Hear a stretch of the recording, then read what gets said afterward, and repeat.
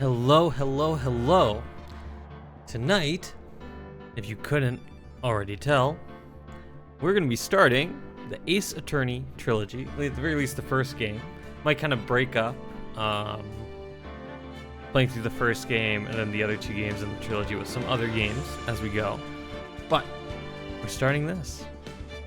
With that being said, I hope you're having a good evening, a good day, a good morning, wherever you are. I hope you're drinking water, eating food, taking your medicine, getting enough sleep, and taking care of yourself in the best way that you can. That's all we can ask, is that we try to take care of ourselves the best that we can. It's hard and it's difficult and there's a lot of things going on in life. But we have to take it a step at a time. Control the things that we can control. And work, even the smallest thing can help us improve and take care of ourselves. So, this is my first time playing through. I played through a couple years ago. I played through, I think, the beginning part of this case. Of the very first case of the very first game. I don't remember everything about it, so it's just basically a blind playthrough of it.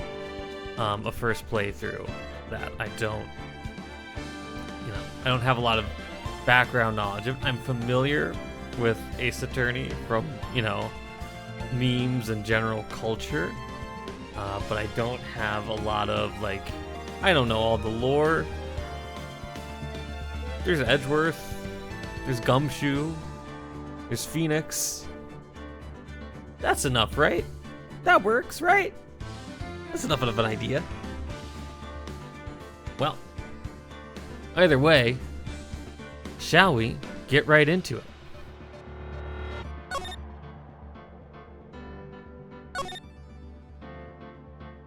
Episode 1, the first turnabout. Yes.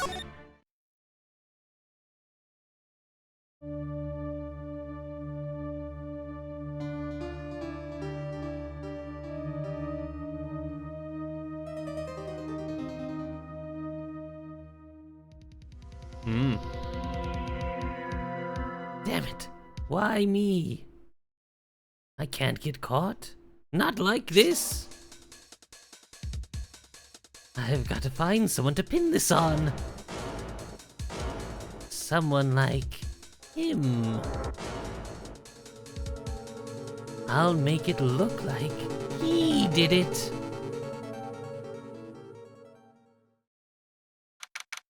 August 3rd, 9:47 a.m., District Court, Defendant Lobby Number 2. Boy, am I nervous. Right. Oh, hiya, Chief. Ooh, I'm glad I made it on time. Well, I have to say, Phoenix, I'm impressed. Not everyone takes on a murder trial right off the bat like this. It says a lot about you.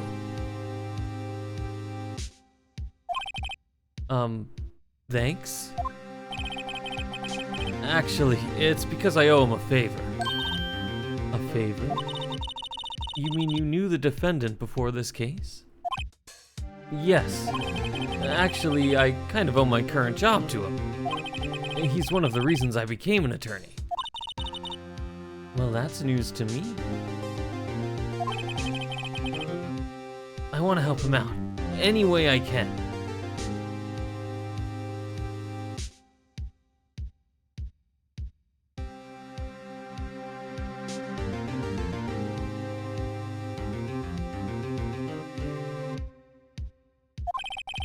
I just really want to help him. I owe him that much. It's over. My life. Everything. It's all over. Is that your client screaming over there? Yeah, it's him. Death. Despair. Oh. I'm gonna do it. I'm gonna die. It sounds like he wants to die. Yeah.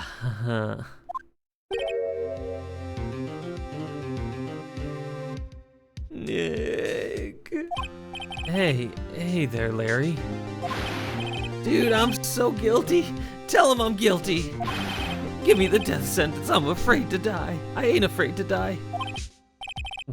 What's wrong, Larry? Oh, it's all over. I'm finished. Finished. I can't live in a world without her. I can't. Who took her away from me, Nick? Who did this? Oh, Nick, you gotta tell me. Who took my baby away? The person responsible for your girlfriend's death. The newspaper says it was you. My name is Phoenix Wright. Here's the story. My first case is a fairly simple one. A young woman was killed in her apartment. The guy they arrested was the unlucky sap dating her, Larry Butts. My best friend since grade school. Our school had a saying, when something smells, it's usually the butts. In the 23 years I've known him, it's usually been true. He has a knack for getting himself in trouble. One thing I can say though, it's usually not his fault. He just has terrible luck. But I know better than anyone that he's a good guy at heart. That, and I owe him one, which is why I took the case, to clear his name. And that's just what I'm going to do. August 3rd, 10 a.m., District Court, Courtroom Number 2.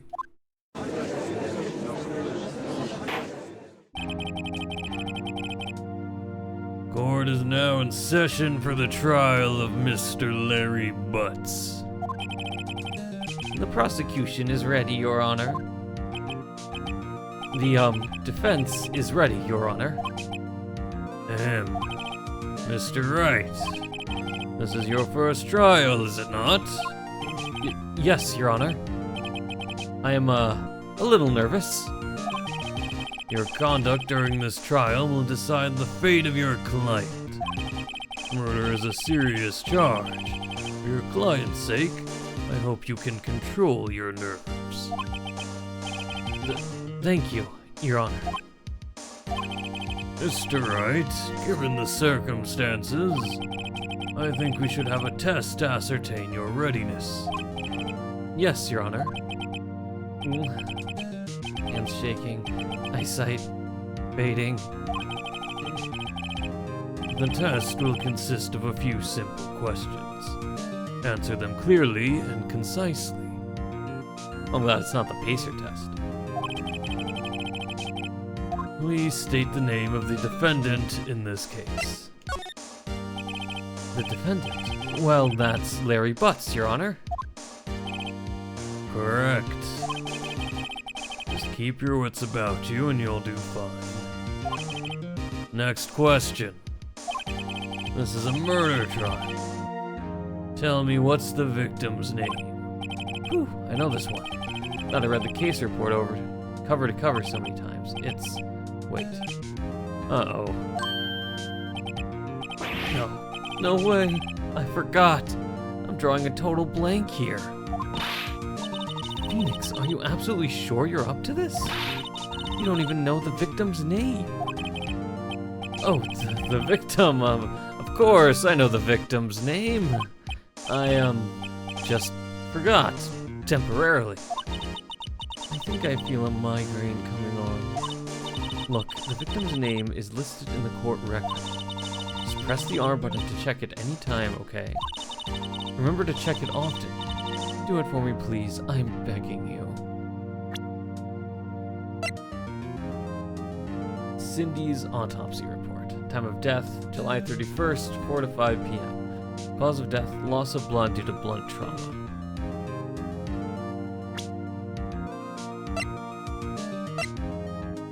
Cindy Stone, age 22.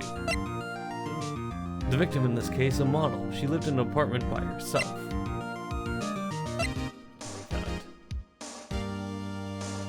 The other players in this trial: Mia Fey, chief attorney at Fey & Company, my boss, and a very good defense attorney. Larry Butts, the defendant in this case, a likable guy who's been my friend since grade school.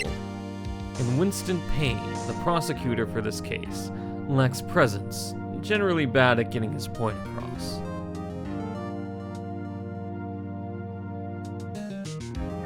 I see, alright. Mr. Wright, who is the victim in this case? Cinder Block, Your Honor. The victim's name is Sydney Stone. Correct. Now tell me, what was the cause of death? She died because she was hit with a blunt object. She was struck once by a blunt object. Correct. You've answered all my questions. I see no reason why we shouldn't proceed. You seem much more relaxed, Mr. Wright. Good for you. Thank you, Your Honor. Because I don't feel relaxed, that's for sure. Well then, first, a question for the prosecution, Mr. Payne. Yes, Your Honor. As Mr. Wright just told us, the victim was struck with a blunt object. Would you explain to the court just what that object was? The murder weapon was the statue of the thinker. It was found lying on the floor next to the victim. I see. The court accepts it into evidence. Statue added to the court record. A statue in the shape of the thinker. It's rather heavy. Right. Be sure to pay attention to any evidence added during the trial. That evidence is the only ammunition you have in court. Use the R button to check the court record frequently. Is that you?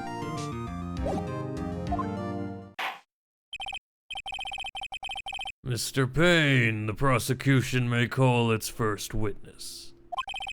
The prosecution calls the defendant Mr. Butts to the stand. Chief, what do I do now?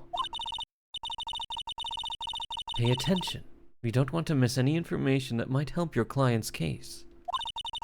You'll get your chance to respond to the prosecution later, so be ready. Let's just hope he doesn't say anything unfortunate. Uh-oh. Larry gets excited easily. This could be bad. How bad could it be? It's already twitching.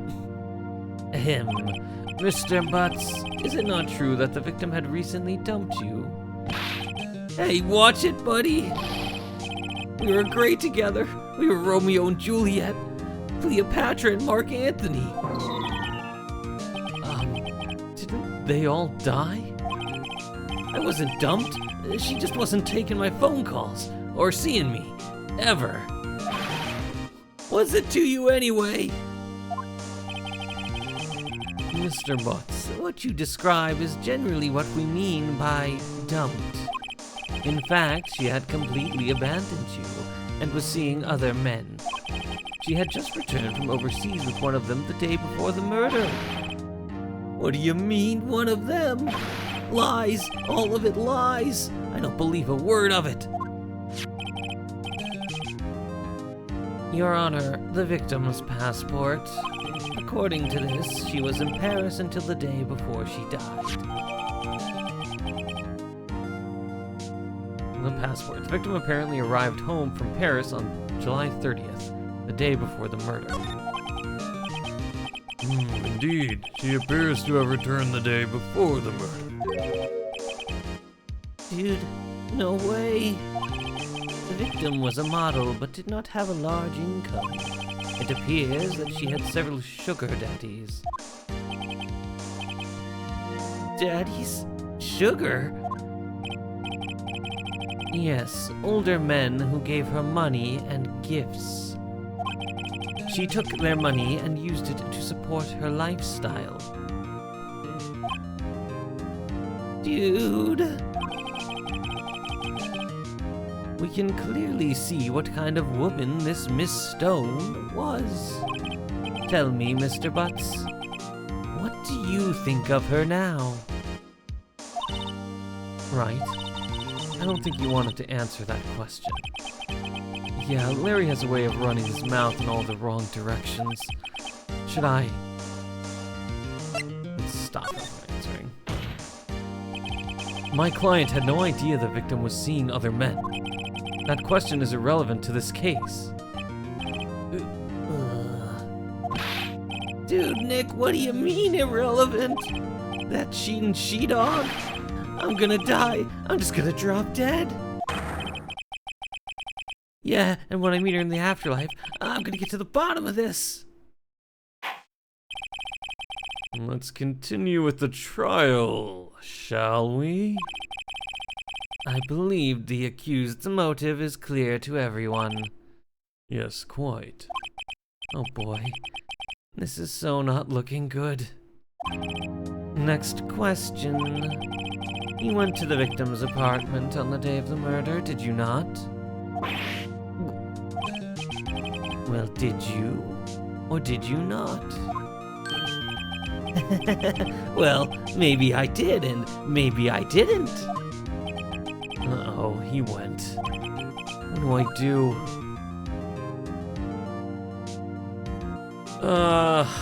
At this point, he really needs to just answer honestly. I know. I'll send him a signal. Tell the truth. Yeah, I was there. I went. Order. Well, Mr. Butts. Dude, chill. She wasn't home, man. So, I didn't see her. Your Honor, the defendant is lying. Lying? The prosecution would like to call a witness who can prove Mr. Butts is lying. Well, that simplifies matters. Who is your witness? The man who found the victim's body just before making the gruesome discovery. He saw the defendant fleeing the scene of the crime. Order! Order in the court. Mr. Payne, the prosecution may call its witness. Yes, Your Honor. This is bad. On the day of the murder, my witness was selling newspapers at the victim's building. Please bring Mr. Frank Sawt to the stand.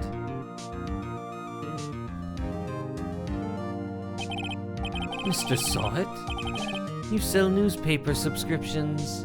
Is this correct? Oh, yes, newspapers, yes. Mr. Sawt, you may proceed with your testimony. Please tell the court what you saw on the day of the murder.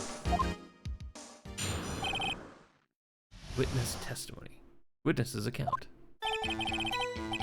I was going door to door selling subscriptions when I saw a man fleeing an apartment.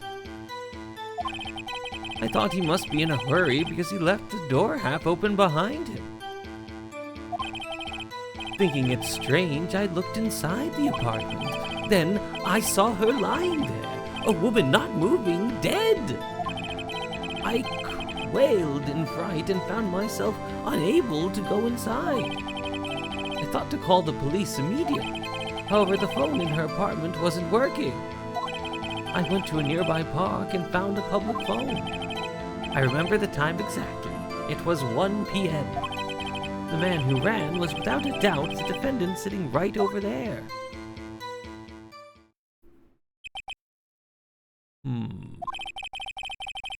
Larry, why didn't you tell the truth? I can't defend you against a testimony like that. Incidentally, why wasn't the phone in the victim's apartment working? Your Honor, at the time of the murder, there was a blackout in the building. Aren't phones supposed to work during a blackout? Yes, Your Honor. However, some cordless phones do not function normally. The phone that Mr. Sawt used was one of those. Your Honor, I have a record of the blackout for your perusal. Electricity to Miss Stone's building was out from noon to 6 p.m. on the day of the crime. No, Mr. Wright. Yes, yes, Your Honor. You may begin your cross-examination. Cross-examination, Your Honor? All right, Wright, this is it. The real deal. What exactly am I supposed to do? Why, you exposed the lies in the testimony the witness just gave. Lies? What? He was lying? Your client is innocent, right? And that witness must have lied in his testimony. Or is your client really guilty? How do I... Oops, sorry. You hold the key. It's in the evidence. Compare the witness's testimony to the evidence at hand. There's bound to be a contradiction in there. First, find contradictions between the court record and the witness's testimony. Then, once you've found the contradicting evidence, present it and rub it in the witness's face. Okay. Open the court record with the arm button and point out contradictions in the testimony.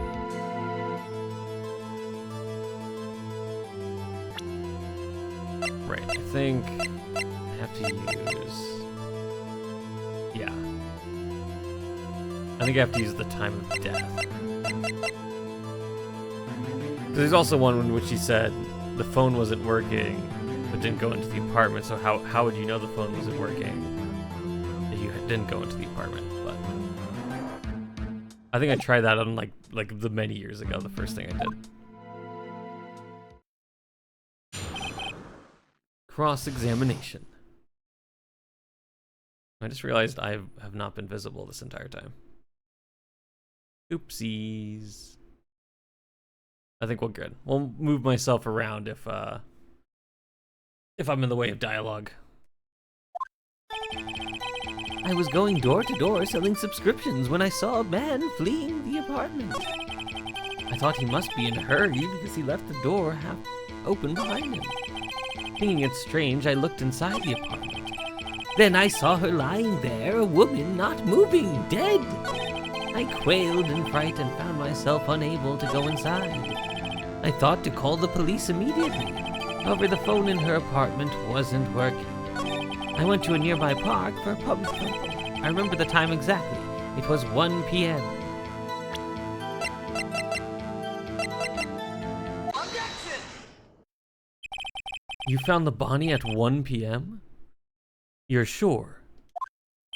Yes, it was 1 p.m. for certain. Frankly, I find that hard to believe. Your statement directly contradicts the autopsy report. The autopsy notes the time of death at sometime after 4 p.m. There was no body to find at 1 p.m.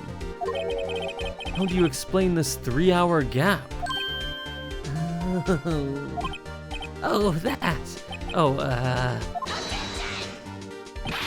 This is trivial. The witness merely forgot the time. After his testimony, I find that hard to believe. Mr. Sawt, why were you so certain that you found the body at 1 p.m.? Gee, that's a really good question. Great job, right? Way to put him on the spot. That's all you have to do. Point out contradictions. Lies always beget more lies. See through one, and their whole story falls apart. Wait, I remember now. Would you care to give your testimony again?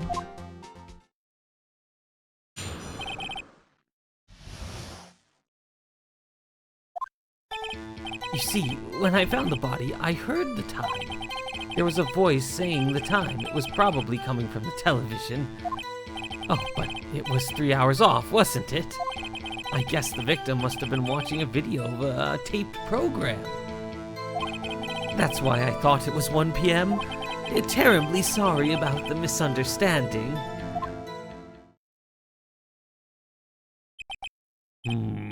I see. You heard a voice saying the time on a taped program. Mr. Wright, you may cross-examine the witness. Right. You know what to do. I've got this one.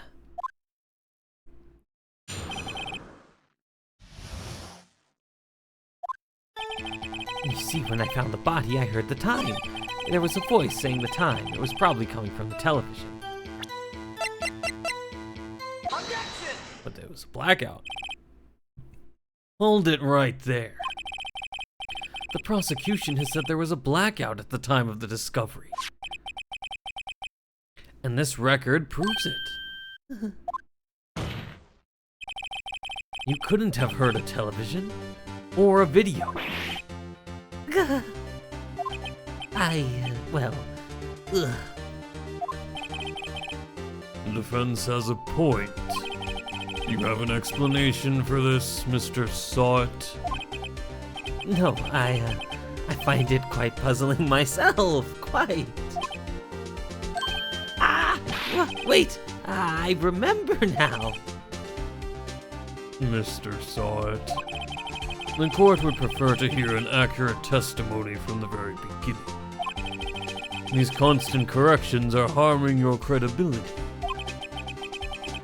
That, and you seem rather distraught.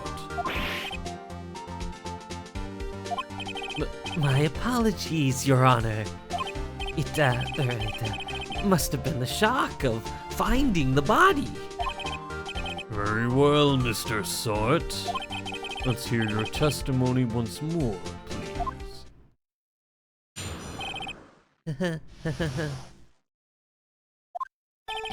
Actually, I didn't hear the time. I saw it. There was a table clock in the apartment, wasn't there?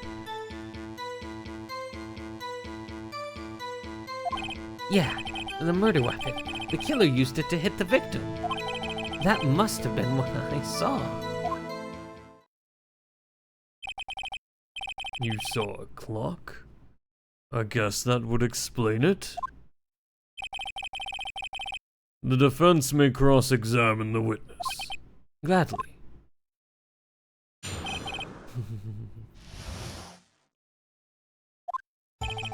Actually, I didn't hear the time. I saw it. There was a table clock in the apartment, wasn't there? Yeah, the murder weapon. The killer used it to hit the victim.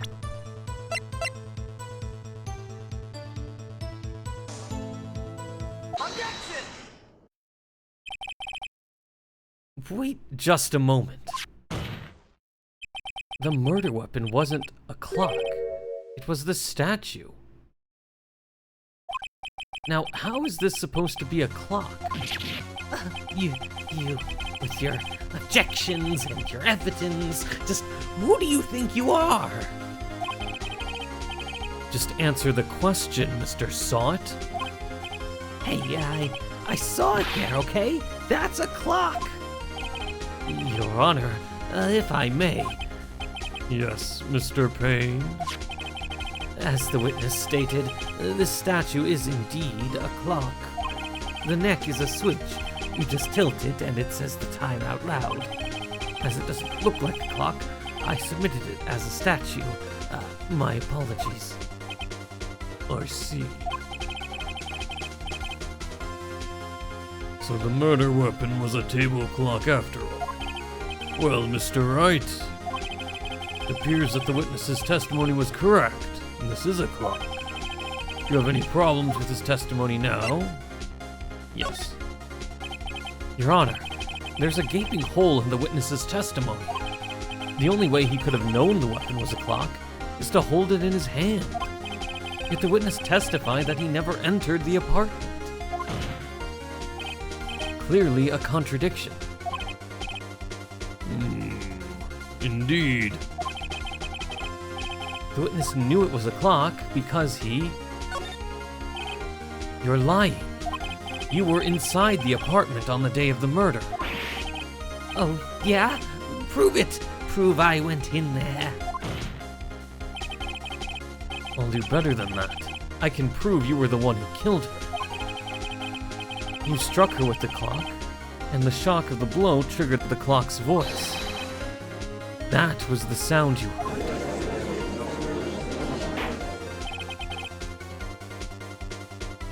Order in the court. Intriguing. Please continue, Mr. Wright. Yes, Your Honor. Mr. saw it. The sound must have left quite an impression on you. Understandable, since the murder weapon spoke just as you hit the victim. That voice was burned into your mind. And that's why you were so certain about the time. What's the meaning of this? This is all baseless conjecture. Baseless? Just look at the witness's face. Would the witness care to elaborate? Did you strike the victim with the clock?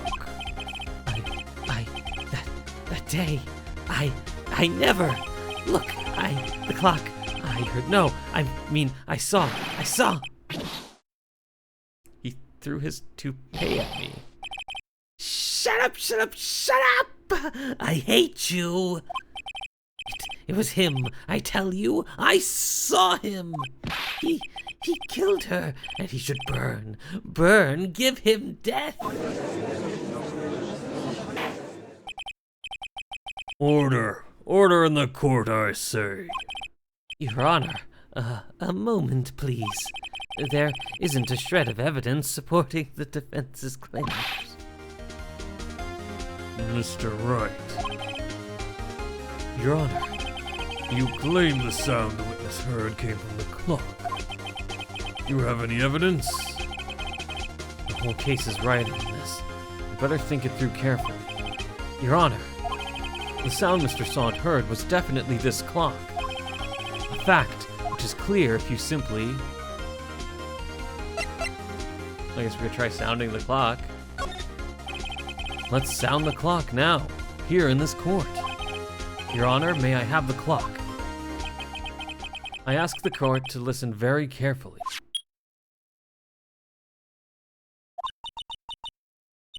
I think it's 8:25. That certainly is a strange way to announce the time. Well, he is the thinker, after all. So we heard the clock. What are your conclusions, Mr. Wright? Mr. Payne, can you tell me what time it is now? It's 11:25. As you can see, this clock is exactly 3 hours slow. Precisely this discrepancy between what Mr. Salt heard and the actual time of death. So, Mr. Salt, try to talk your way out of this one. You forgot one thing. Uh-oh. What's he talking about now? Well, it may seem like that clock is running 3 hours slow. It proves nothing. How do you know it was running 3 hours slow on the day of the murder? If you can't prove that, you don't have a case.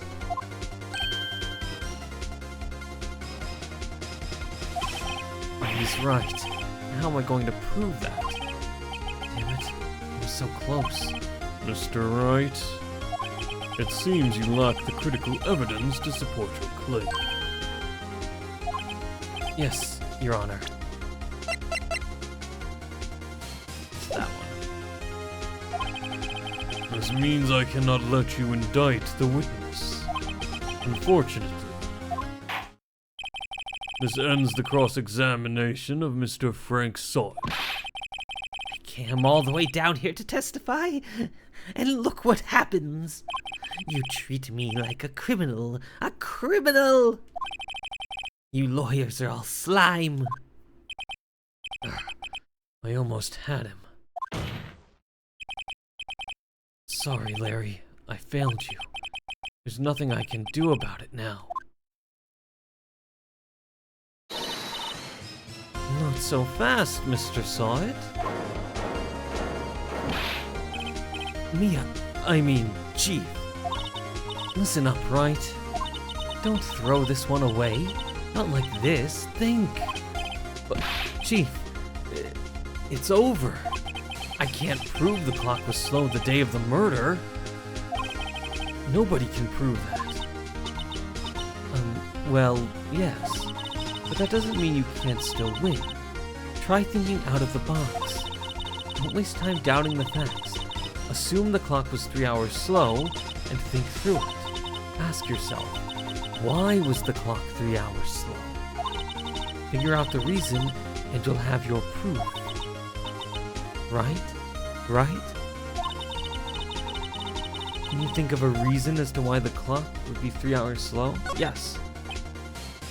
Because it was time for Paris. Wait. Maybe I can prove it. You must have evidence somewhere that can prove it, right? Find it and let them have it. Well, Mr. Wright, you say the clock was already running slow on the day of the murder. Have you found evidence to support this claim? Of course. And there's a piece of evidence in the court record that can prove my claim beyond a doubt. Ah, tough words. Let's see you pull this one off. Let's see the evidence that proves why the clock was running slow. The victim had just returned home from abroad the day before the murder. As we all know, the time difference between here and Paris is 9 hours. When it's 4 p.m. here, it's 1 a.m. the next day there. The clock wasn't 3 hours slow, it was 9 hours fast. The victim hadn't reset her clock since returning home. That's why the time you heard when you struck her dead apartment was wrong. Proof enough for you, Mr. Sawit? Or should I say, Mr. Did It?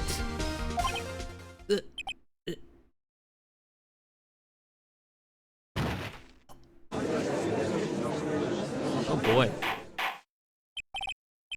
Order! Order, I say!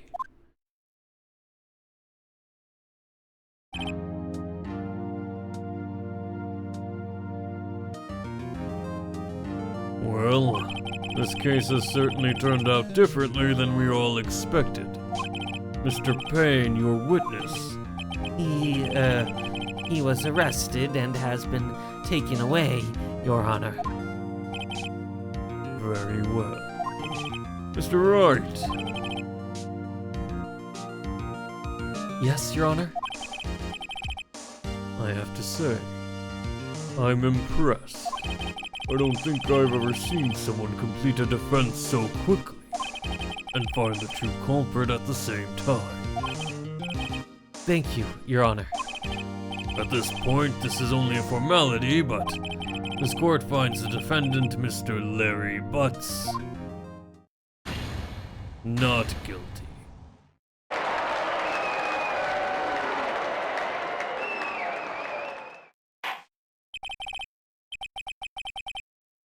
And with that, this court is adjourned.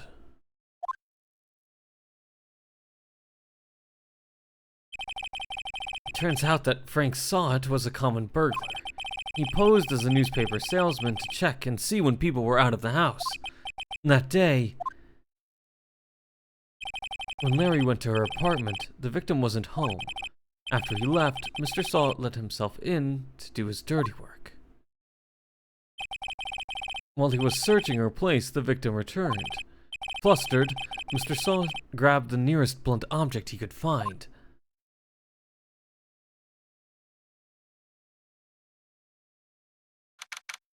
August 3rd, 2:32 p.m. District Court, Defendant Lobby Number 2. I still can't believe we won. Right, good job in there. Congratulations. Thanks, Chief. I owe it all to you. Not at all, not at all. You fought your own battles in there. It's been a while since I've seen a trial end on such a satisfying note. I've never seen the Chief looking this happy. If she's this glad, imagine how Larry must feel. My life is over. Larry, you're supposed to be happy. What's wrong now? Oh, Nick. Don't worry about me. I'll be dead and gone soon. Good. Wait, no, I mean bad. Bad, bad, bad. Larry, you're innocent. The case is closed. But my Cindy Windy's gone, man. Gone forever. Larry, she was a... never mind. Congratulations, Harry. Harry? Yes, you. I can practically see the headlines now. Harry Butts incident. Innocent. Cool. Incident. Hey, thanks. I really owe you one. I won't forget this ever. Let's celebrate. Dinner? Movie? My treat. Oh no, I couldn't. Hey, I was the one who got you off the hook. Oh, hey. Here, take this. It's a present. A present for me? Wait, wasn't this the evidence that... Actually, I made this clock for her. I made one for her and one for me. Really? You made this? Well, thank you. I'll keep it as a memento. Yo, Nick, can you believe it? I was so into that chick, and she was just playing me for a fool. Doesn't that make you want to just cry? Larry, are you so sure? Excuse me? I think she thought quite a lot of you, in her own way. Nah, you don't gotta sympathize with me, it's okay. Oh, I'm not just sympathizing, really. Isn't that right? Don't you have something to show your friend? Something that proves how she felt about him? Oh, yeah, right. What the heck is she talking about?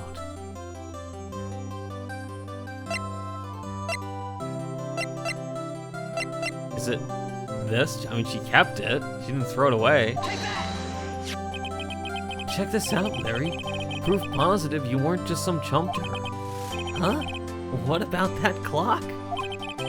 This is the clock you made for her, Larry. And she thought she took it with her when she traveled. Whatever. She probably just needed a clock, that's all. You think so? It's a pretty heavy clock to take traveling. Well, make of it what you will. Hey, Nick. I'm glad I asked you to be my lawyer. Really, I am. Thanks.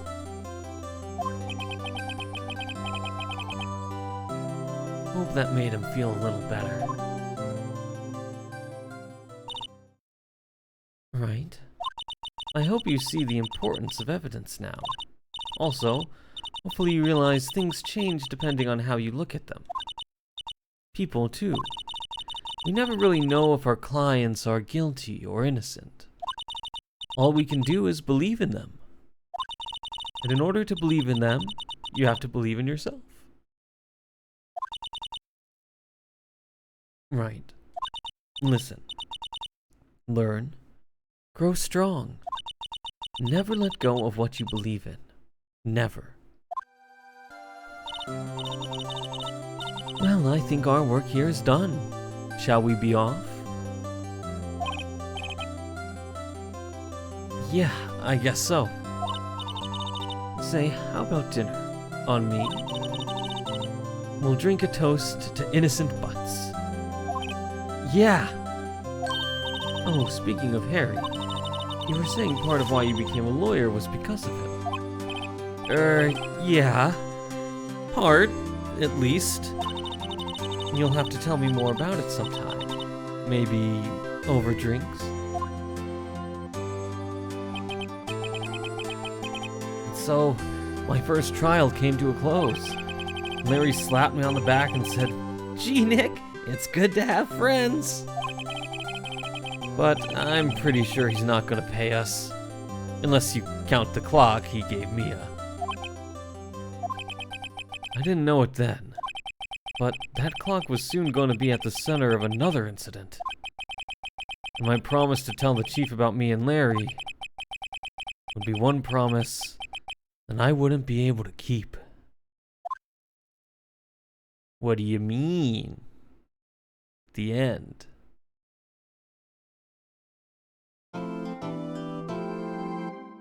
Yeah, we'll save. Oh, I guess I got farther than I thought. Well, let's go down. I guess, well, yeah, is there a date on that? 2021. That's the last time I tried playing this.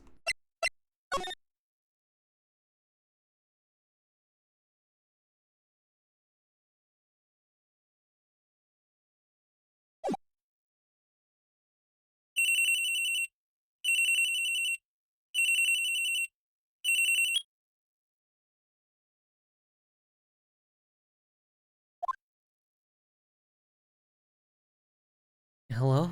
This is Maya. Hey, Maya, it's me. Mia? What's up? You haven't called in a while. Sorry, I've been so busy. How have you been? Well, lonely. And it's all your fault. Nah, I'm just teasing. I've been great. I'm finally getting used to having my own place. That's good to hear. Actually, I'm calling because I have a favor to ask. I know. You want me to hold evidence for you. Sharp as always. There's a lot of buzz about the upcoming trial. I just don't feel safe keeping the evidence here. I gotcha. So what's it this time? It's a clock. A clock? Yeah. It's made to look like the statue, the Thinker, and it tells you the time. I thought you might like it. You always like toys? Hey, I'm not a little girl anymore, sis. Now. You know I'm only teasing. I should probably tell you, the clock isn't talking right now. Huh? It's not working. That's lame. I had to take the clockwork out, sorry. I put some papers inside it instead. Papers? Is that the evidence then? Well, there's a possibility that it might turn out that way. Yes. Can you come by the office tonight, say 9 o'clock, to pick it up? I'll be in a pre-trial meeting until then. Okay, sis, but I expect dinner. Something good. Like burgers. I could really go for a good burger. Okay. We'll hit the usual joint. Alright, it's a deal. Okay, sis. See you soon. Yep, I'll be waiting, Maya.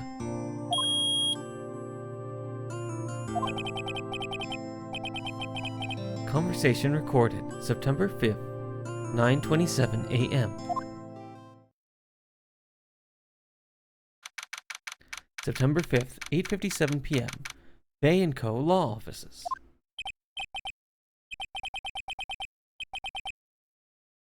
Now, Miss Fay, I'll take what's mine, the papers. I'm sorry, but I can't give you what I don't have. Miss Fay, you are a poor liar. Why, I see it right over there. That must be the Thinker that swallowed those papers. How could you know?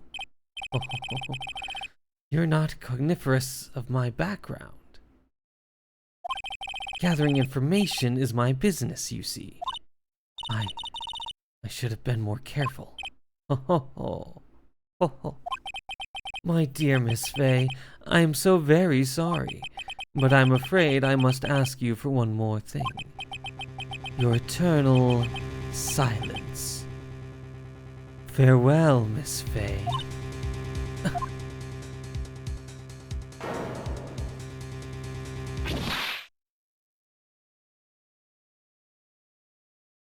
Oh. I can do a better voice for him now that I see who it is. Red, white, blue.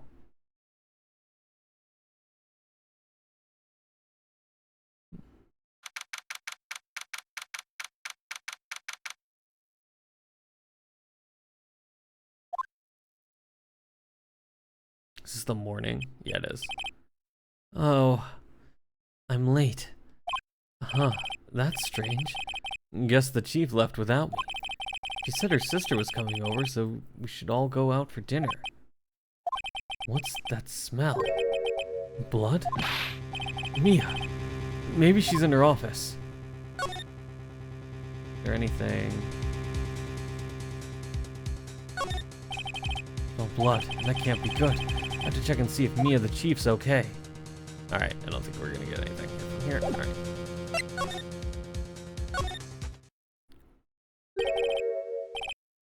That smell. Blood.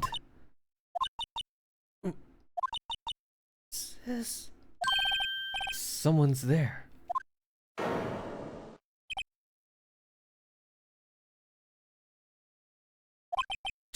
Chief?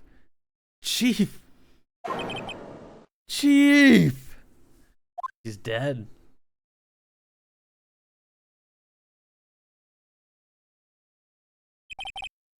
Who are you?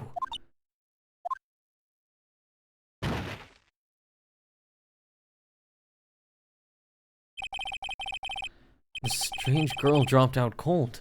I left her lying on the office sofa. I went back to the chief where she lay under the window. Her body was still warm. I could feel it when I held her shoulder. Then, all too quickly, it began to fade. Until finally she was cold.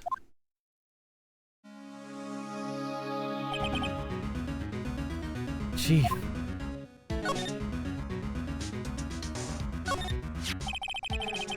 It's encrusted with dried blood. How ironic that this became the murder weapon again.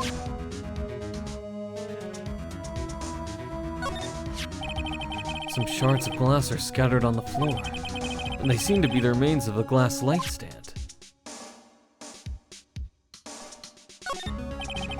The chief's chair, a simple functional design, feels pretty good to sit in too. Now's not the time, Phoenix.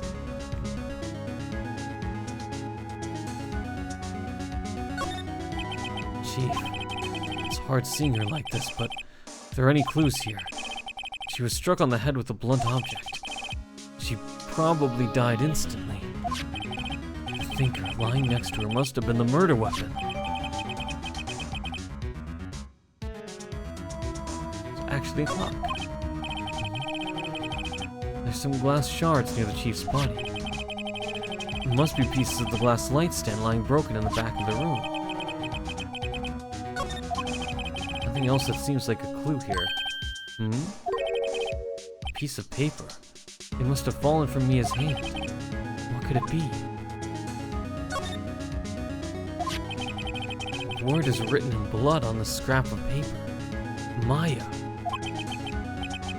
Did Mia write this? This piece of paper is a receipt from a department store, dated yesterday.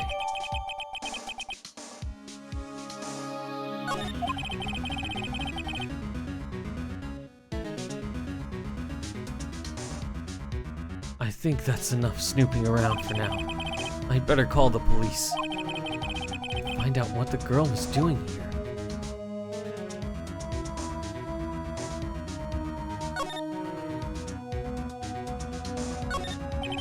All the chief's important documents are packed in here. This is where she filed the case records and recent rulings. Surprisingly, the chief was never good with machines. When all she used this PC for was email. She picked up this ancient monolith at some garage sale for practically nothing. The Fay & Co. ledger book. Everything is written in the chief's alternate handwriting. It's a small office, but it makes a good bit of money. Right, I better call the police. That's funny. A few of the screws on the receiver are missing. It looks like someone was halfway through taking it apart. Police. Please, come quick, huh? What was that? Someone screaming from outside the window? Oh, I don't know who that was. Oh. She's staring right at me. She's holding a phone in her hand.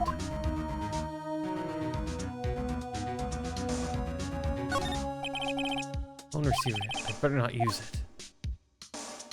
Do anything else.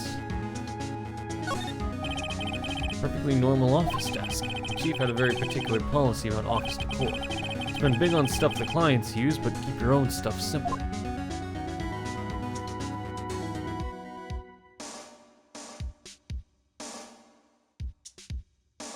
Okay.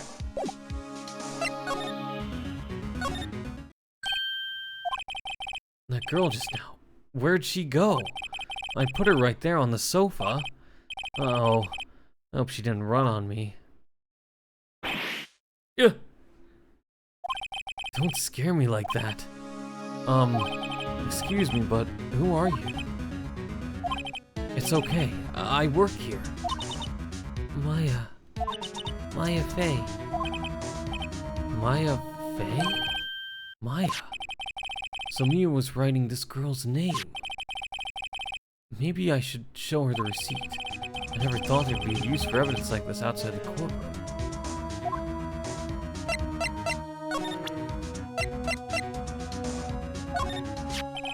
Before Mia died, she wrote a message with her own blood. She wrote it out on the back of this receipt. That's my name. Why? Why would she write my name? Please, just calm down. Why would this write my name? Uh-oh. Now I've done it. Oh, the cops are here. The police. Sounds like they're coming this way. Freeze! Police! Huh. Alright, I'm Detective Dick Gumshoe, see? Gumshoe? What an odd name. We've received a report from the building across the way, see? Got a person saying they saw a murder. Must have been the woman that I saw. Anyway, I don't want either of you moving 1 inch, Kay? Great. Just great. Maya, wait, she wouldn't have... Whoa! Excuse me.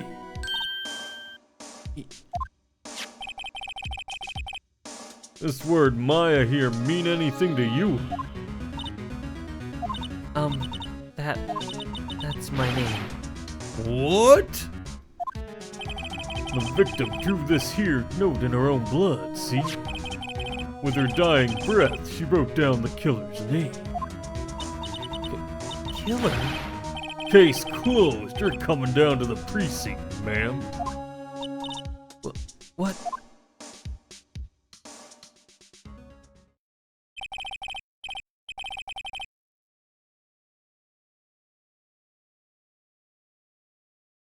Mia's younger sister Maya was arrested on the spot. I was taken in for questioning and I didn't get out until the next morning. My eyes were heavy, but I couldn't sleep. I sat around waiting for visiting hours to begin at the detention center. I had to talk to Maya as soon as possible. September 6th, 9:07 a.m., detention center, visitor's room.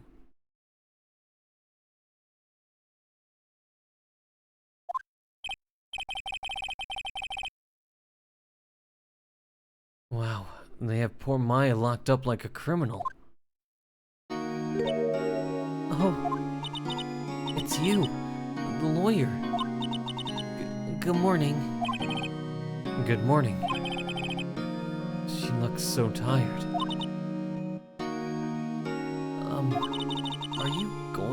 be my attorney? Well, that's what I wanted to talk to you about.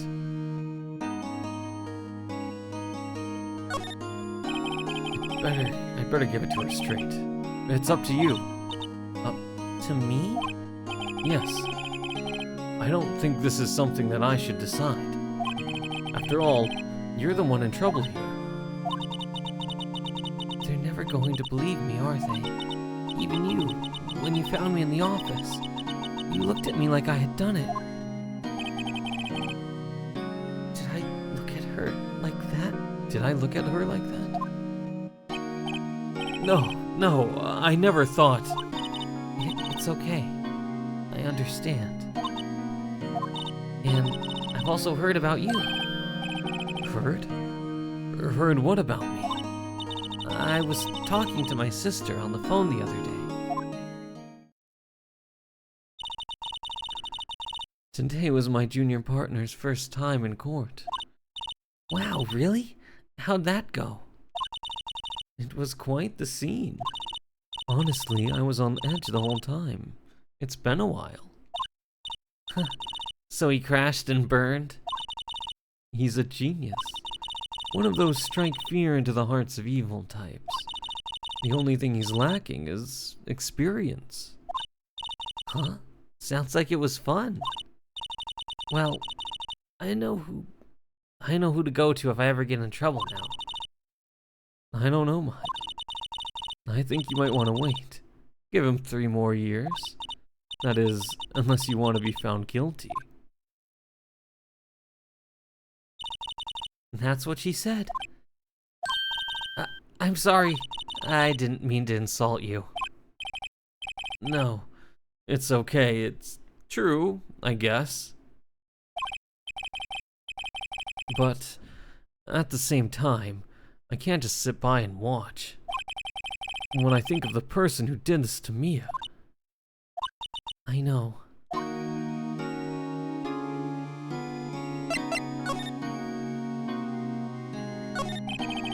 There's something I've been wanting to ask you. Yes? What's with that outfit? Oh, this? This is what all acolytes wear. It's my uniform, you could say. Acolytes? Like people in religious training? What is it you do? Oh, it's nothing strange, really. I'm a spirit medium in training. A spirit medium? I'm pretty sure that qualifies as strange. So you're an acolyte, or medium in training. That's right. The Fae family, especially the women, have always been very sensitive to the spirit world. Wait a second. You said the Fae family. So Mia was into this stuff too? Of course. She left the mountain to follow her career, she said. Her powers were first class too. But I had no idea. Wait. What? So you're a real, honest-to-goodness spirit medium with ESP and all that? Yes, in training. Well, can't you contact Mia's spirit then? You can just ask her who killed her. I'm sorry. I'm still in training. I couldn't do something on that level. I thought that would be too easy. Could you tell me about the day of the murder? Yes. Let's see. That morning, I got a call from my sister. She wanted me to hold on to a piece of evidence for an upcoming trial. Evidence? Yes, that clock shaped like the Thinker. The one Larry made. The one Larry made? How could that have been evidence in a case? Right, she said something about that. Oh, I remember. Do you want to hear it in her own voice? Her own voice? Yes. I'm pretty sure our conversation is on my cell phone. You recorded it? Yeah, I forgot how to delete those things. So, you say you have a conversation with your sister on your cell phone. Let's hear it. Right. Oh, I just remembered that detective took my cell phone. Sorry. Oh, right, of course. Next time I see Detective Gumshoe, I'll ask him for it. I'll write you a note so you don't forget, okay? Sure, thanks. Maya's memo. A conversation I had with my sister is recorded on my cell phone.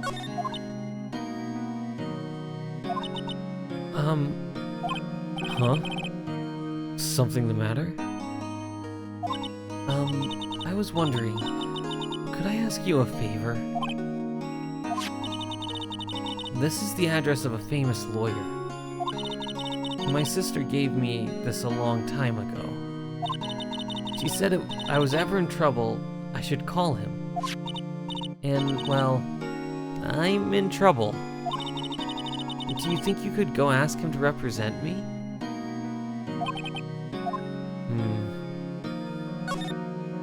Sure, why not? I'll go ask. Thank you so much. I have no one else to turn to. Say, what about your parents? I see. Don't worry, leave it to me. Thank you. The trial's tomorrow at 10. What? Tomorrow? Tomorrow. What if this guy refuses? They told me that if I don't find one, the state will pick an attorney to defend me. When will that happen? They're giving me until 4 this afternoon. And visiting hours are almost up. I'd better hurry.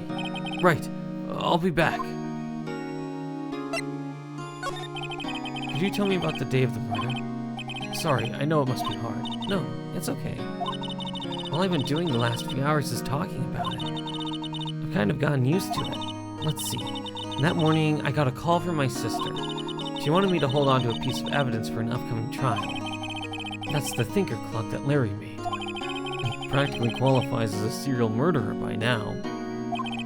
So then, when did you arrive at the office? It was right around 9. The lights were off, and I could smell blood. Then I found her, my sister. Thanks, Maya. And that's all I need to hear for now.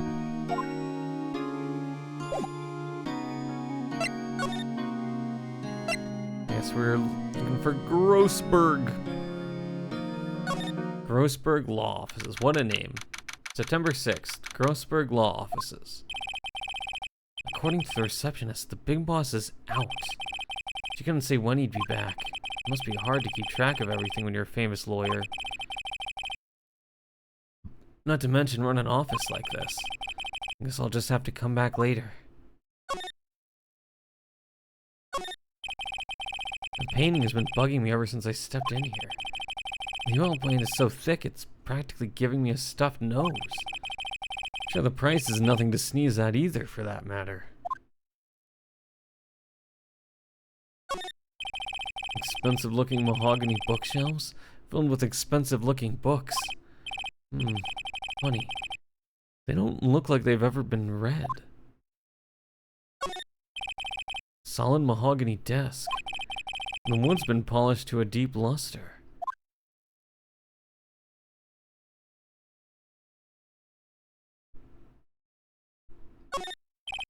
A table for clients.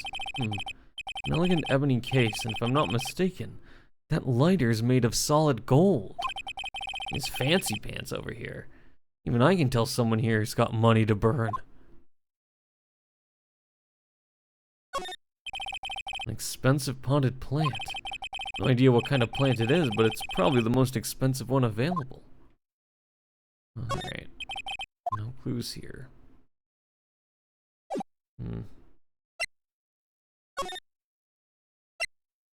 Guess we'll go back to the law offices. September 6th, Fanco Law Offices. Office is filled with police officers. They're all busily searching for clues. Hey, you there. This is a crime scene, pal. No trespassing. Sorry. Don't I know you from somewhere? Wait, you're that Butts guy, aren't you? No. Phoenix Wright. How could anyone mistake me for Larry? Huh, guess I got the wrong name, Mr. Wright. Sorry about that. That Butts guy, he was a killer, and you're no killer, right? He was proven innocent. Right. And you were... Gumshoe, wasn't it? Dick Gumshoe? Right. At your service. Hang on. That's Detective Gumshoe to you, pal. Anyway, get the name right. And don't go calling me Dick. Hey, Dick, get over here. Yes, sir.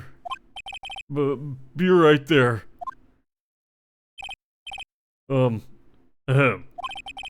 You're a lawyer, right, pal? If you got business here, you better do it quick. Phew, he thinks I'm Maya's lawyer.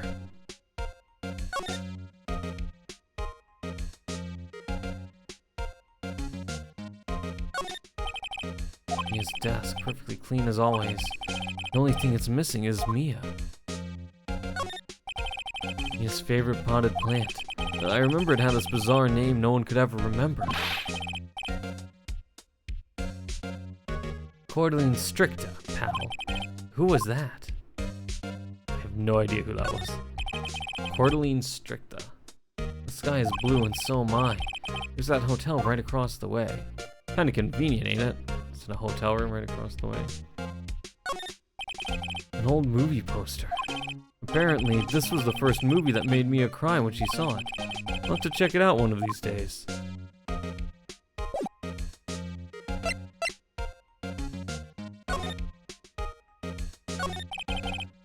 About Miss Faye. Did you do an autopsy? You want to know the results, eh? Now don't you look at me like that, pal. It's no use. She might have been your boss, but that doesn't mean you get any special treatment. Alright. You can see the report, but that's all. Here you go. Time of death, 9 p.m. Cause single blunt force trauma. Death was instantaneous.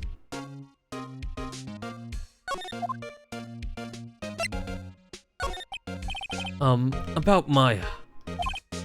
Yeah, I'm looking forward to the trial.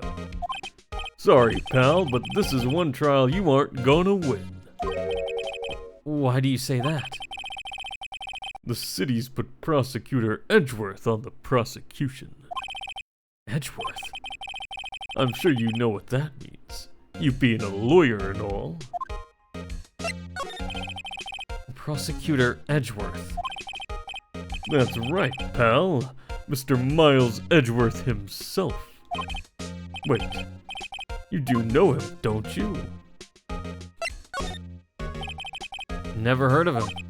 Whoa, and you call yourself a lawyer, pal? About 4 years ago, this Edgeworth guy became a prosecutor at the age of 20. Everyone says he's a genius. Surprised you don't know him. Of course I know him, I was just playing dumb. He's a cold, heartless machine who'll do anything to get a guilty verdict. There are rumors of back alley deals and forged evidence. All I know for sure is that Edgeworth hates crime with an almost abnormal passion. I never imagined I'd be facing him so soon.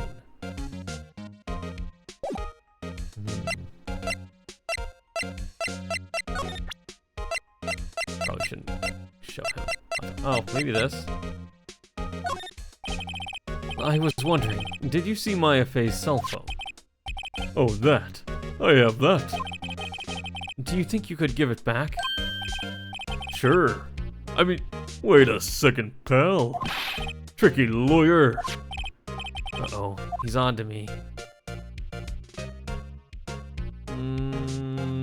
Be honest or not? Well, you might fall for it. We'll try this. If I tell him why I want it, there's no way he'll give it to me. Something the matter? Oh, no, it's just, you know, detective. Nope, I know nothing, pal. And that cell phone has a lot of numbers on it. Like her boyfriend's. A cell phone holds all a little girl's sweetest and spiciest secrets. What is this line of reasoning, Phoenix? You're trying to confuse me. Sorry, pal. I already checked all the numbers in memory. Impressive. You're quite the detective. Uh-huh. Oh, here, you can have the phone back. There weren't any suspicious call records in there after all. Seems he didn't notice the recorded conversation. Maya's cell phone received from Detective Gumshoe. Check the court record to hear the recorded conversation. Ah, I see. Actually, there's something going on for me. See you tonight at 9. Guess I've asked all the questions I need to. You all done, pal? Yes, thank you.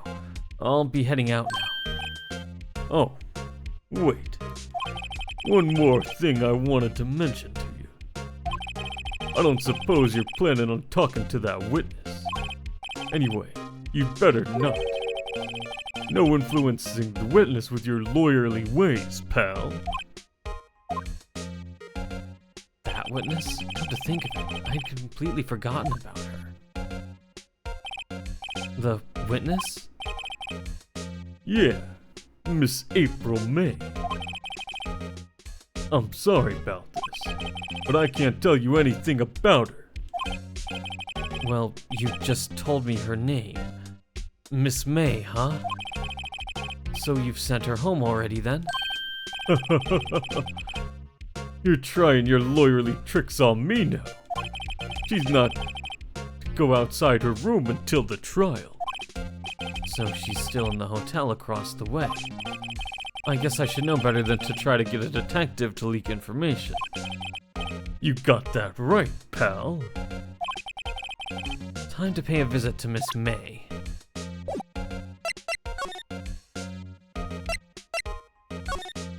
Let's go.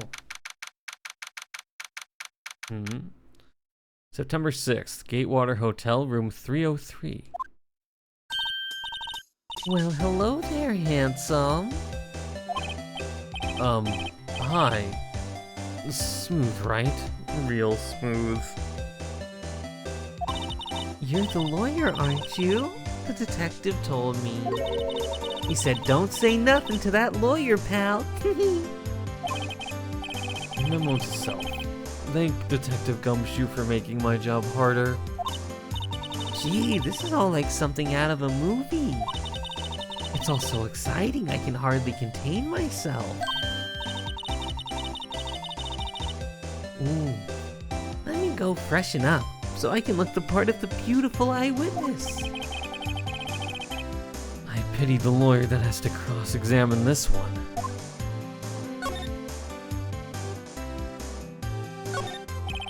There's a screwdriver stuck in this drawer. I wonder what's inside. Let's take a look. Hey, hey. What are you doing? No touching. Ooh, bad boy. You really shouldn't pry around in other people's rooms now. You wouldn't want to make me upset, would you? Upset? Thought she was gonna explode for a second there. I wonder what could be inside the drawer. Late summer sunlight streams through the window. There's the Fay & Co. Law Office building, of course. You can see the inside of the room pretty clearly from here. I think it would be a little difficult to recognize a face from this distance, though.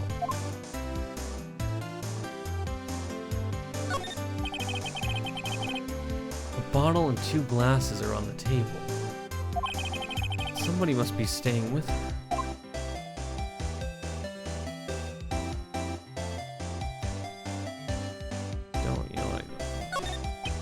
Ah, a still scene painting. Wait, should that be still life? Whatever. One of those is hanging on the wall. The flowers are fake, as expected. I know sunflowers and tulips, but that's about the extent of my floral knowledge. You know sunflowers and tulips, you don't know what a rose is? Try that again. Simple bed. It's been recently made, nothing eye-catching here.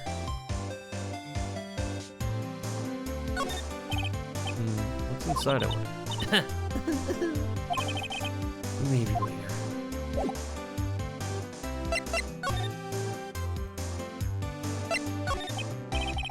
Could you just... Who exactly are you? Ooh, Mr. Lawyer, are you hitting on me? No, hey, I'm just doing my job here.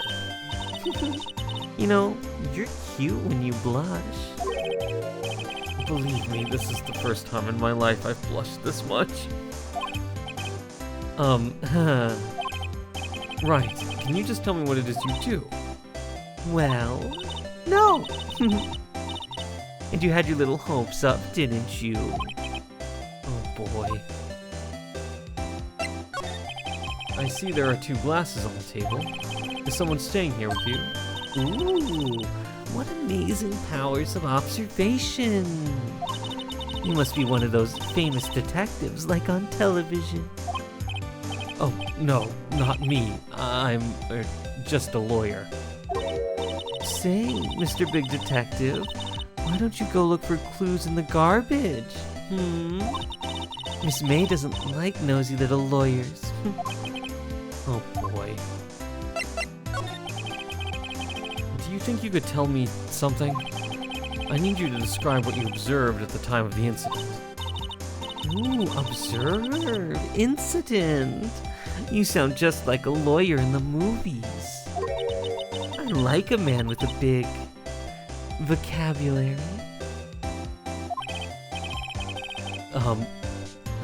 Better not encourage her. You know that thing that happened the other day? The bad thing. What did you see when it happened? I don't suppose you could tell me about it, pretty please. Let me see. Well, dream on. If you want to know, you'll just have to come to court tomorrow, Mr. Lawyer. Oh boy.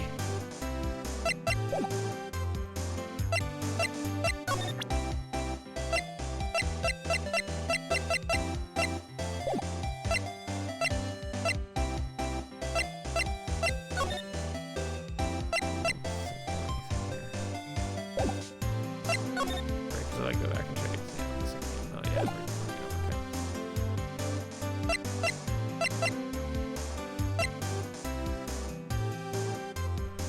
So we need to do a save real quick. Alright.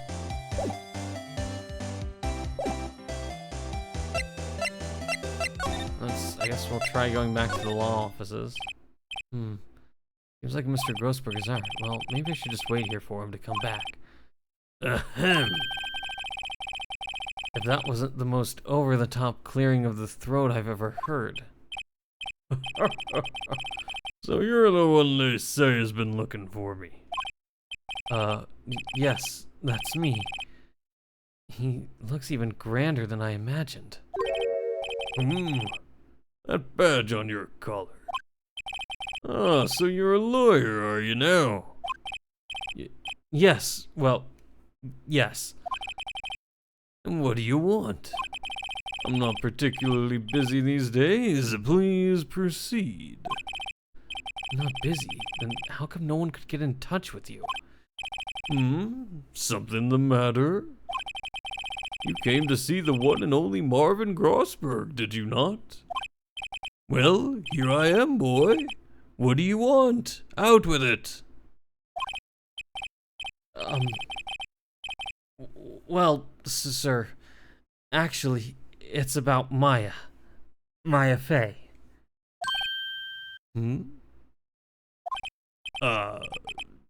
Yes. Maya Fey, go on. Why that strange reaction? I'm really quite busy here, son.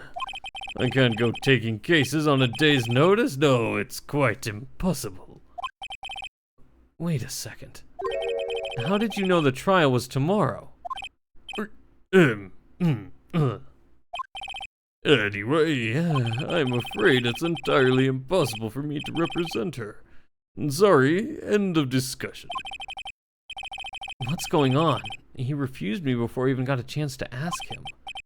What do I tell Maya? How did you know Mia Fey? She, worked here a long time ago. Quite the apprentice, that one. Learned my techniques in the blink of an eye. She left one day quite suddenly.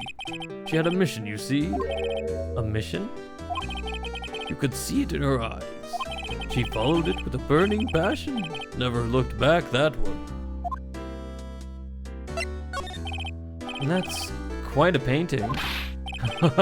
You notice? It's my pride and joy. Impressive, isn't it? Well, isn't it? The color of the sky, the hue of the sea, the weave of the straw hat. It's worth at least 3 million.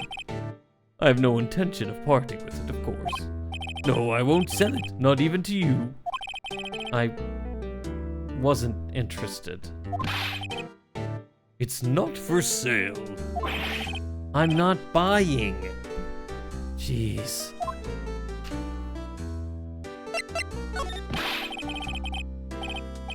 How could you just refuse like that? Please tell me why you won't take the case. Well, you see, it's just I'm busy, you see. But the client is Mia Fey's sister. Mia trusted you. She knew her sister would be in good hands. Yes, of course, I know that. However, I'm sorry, but I must refuse. Sorry. Goodbye. Creep. Fine. I don't have time to argue with you anyway. I'll go look elsewhere. No. Huh? Did you say something? I think not, I said. What do you mean? I'm terribly, terribly sorry. But I'm afraid that no lawyer worth their salt will take on this particular case. Terribly sorry, my boy. Why? I cannot say. I beg your pardon, but could you leave now? I've nothing more to discuss with you. What's going on here?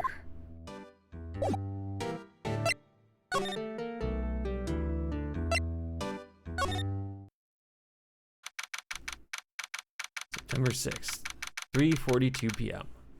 Back to the detention center. Hiya. Oh, you're back. Did you find the lawyer? Well... What do I tell her?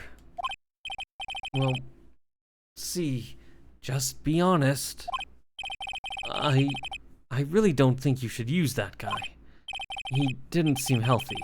He was all skin and bones. What really happened? You don't mean he refused to help? I see.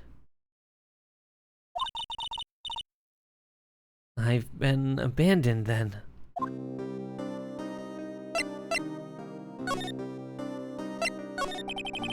What about your family?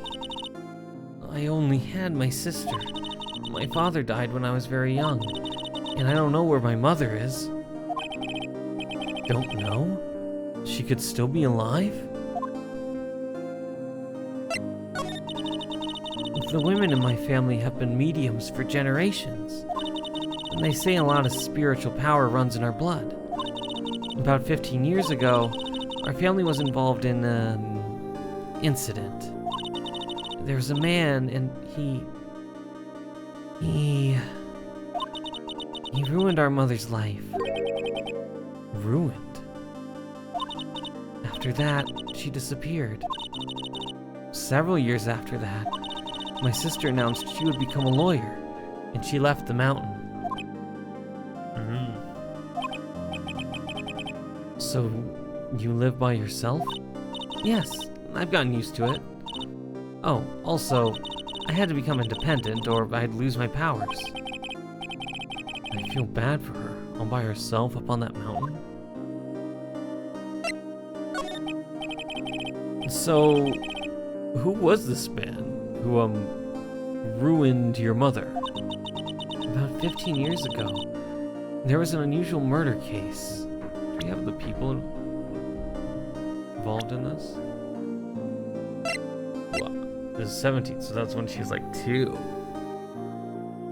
The defendant, Mia's little sister, and spirit mutating Dick Gumshoe, Miles Edgeworth, everyone knows him, April May, and Marvin Grossberg.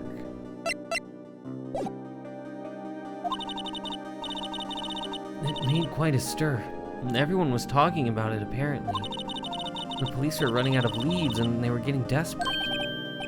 Wait, they didn't use a spirit medium, did they? The police convinced my mother to try to contact the victim. Wow, so what happened? The case was solved, we thought. You thought? The man my mother helped the police capture was innocent.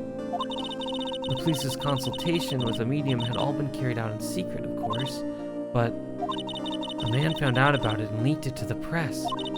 He told all the papers that my mother was a fraud, and the media jumped on it big time. My mother, became the laughingstock of the nation. I see. White. Excuse me? White? Red, white, blue, yeah. That was his name. My sister told me. White. Just a little longer now before the state-appointed lawyer comes, I guess. 4 p.m. Time's up. What should I do? Do I just leave her and go home? Nah, we gotta defend her. I've made up my mind. I'm gonna defend you, whether you want me to or not. Why? Why? Well...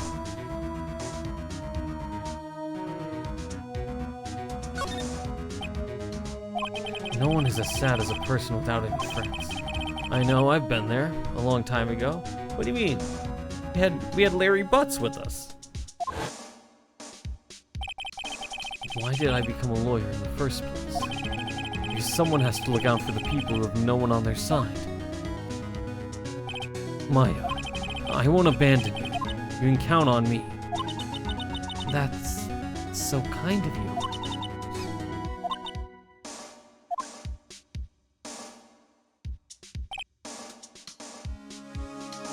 Well, let's fight this one and get you out of here. Right, thank you. Oh, she smiled at last. She looks like an entirely different person. One last question. You are innocent, right? Yes. And I trust you. So you trust me too, okay? It's a deal. So, what next? There's something that's been bugging me. Just what was inside that strange woman's drawer? When I tried to look into the drawer that she got all defensive. This has to be something in there. Alright.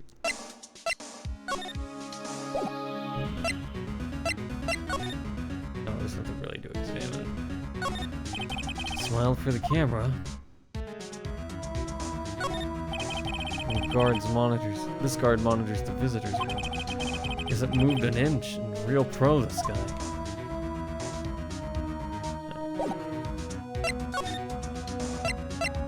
Going in the Gatewater Hotel. Good afternoon, sir. Excuse me, you are... Ah, I beg your pardon, sir. I'm the bellboy of the establishment. At your service, sir. Oh, right. I've just come up to deliver room service, sir. Do you know where Miss May might be? Ah, I believe our guest, Miss May, is currently using the, facilities? If you've no need of anything, I'll be taking my leave. Please, stay as long as you like. Enjoy. Yeah. Wait, no, hey! Why does it seem like every time I come here, I end up embarrassing myself? Wait, now's my chance to snoop around a bit. Is it because she's involved as a witness? I mean, she's also probably involved in the crime overall. Does she have compromising material on a lot of other lawyers? Is that it? She did say she liked people with big vocabularies. Ah, I almost forgot.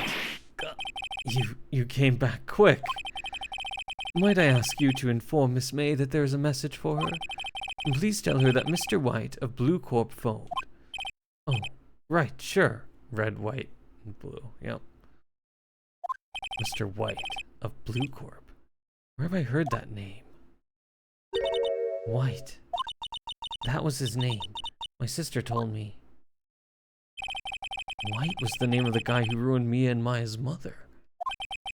Could it be a coincidence?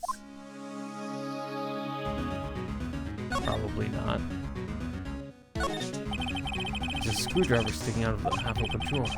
Now's my chance to see what's inside. What do we have here? A wiretap. What would a woman like her be doing with a thing like this? Wiretap added to the court record. There's definitely something suspicious about this Miss May. Why would she have something like this in her hotel room? There's a story behind all of this, I know it. Alright, I'll be using this bit of evidence in tomorrow's trial, that's for sure. For Maya's sake. I'll get to this woman's bottom. Wait, You know what I mean. Oh, bellboy. Still there? Uh-oh. Time to scram. Look forward to tangoing with you tomorrow, Miss May. In court. To be continued.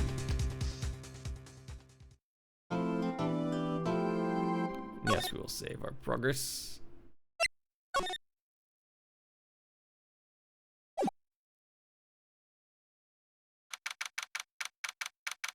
September 7th, 10 a.m., District Court Number 1.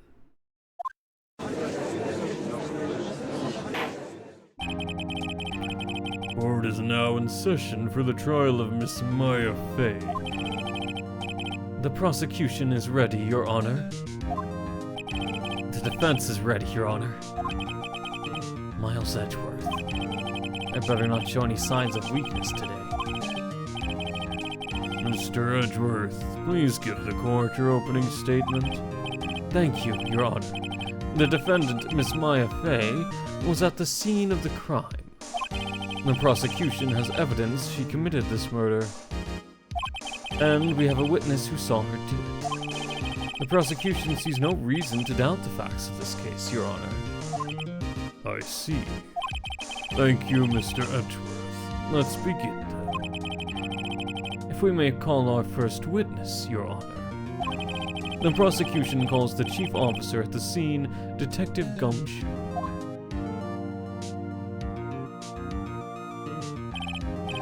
Almost need a bigger witness box for him. Witness, please state your name and profession to the court.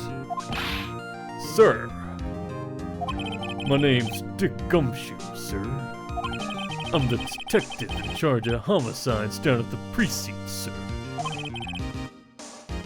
Detective Gumshoe, please describe for us the details of this murder. Very well, sir.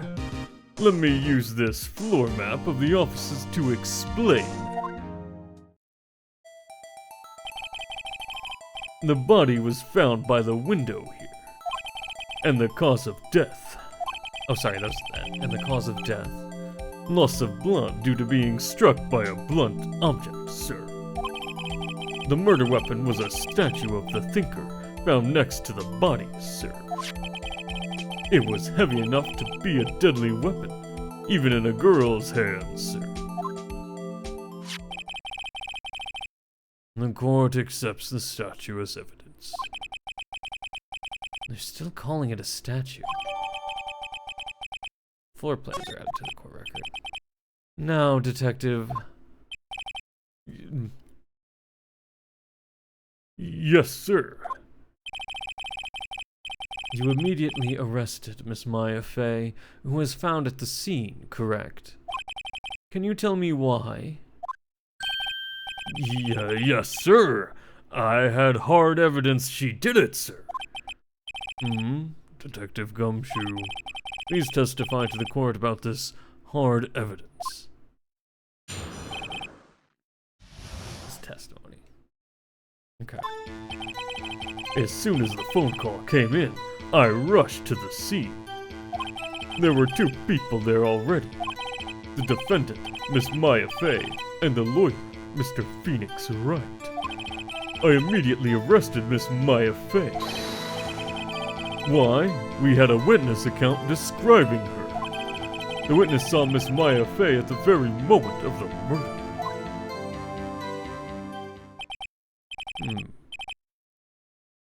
The very moment, you say? Very well, Mr. Wright. You may begin your cross-examination. Yes, Your Honor. Cross-examine what? What do I have here? Oh, we have an autopsy report. It's at 9 p.m. We have this one. We have broken glass. Statue. A bug. Department store receipt. And the floor plan. At the moment of the murder. I think that's the one we have to do. I think this is showing the cone of vision.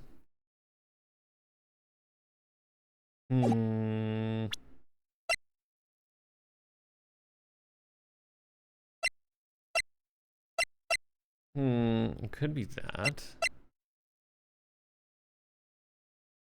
What time was that? That was at 9:27 a.m. This could be the reasoning of why she's there. Right? She was supposed to be there at 9.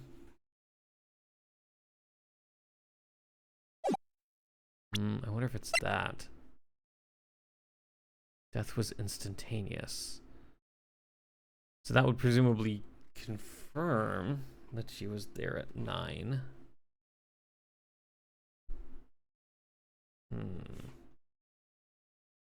Just not sure.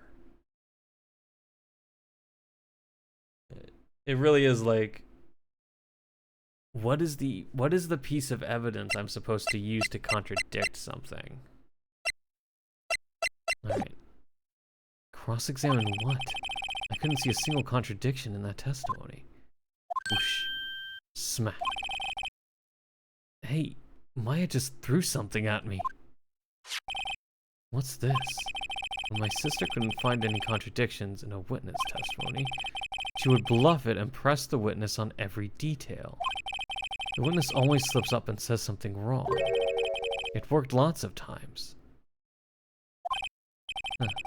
Should have expected Maya would know some of her sister's tricks. Alright, let's give this a try.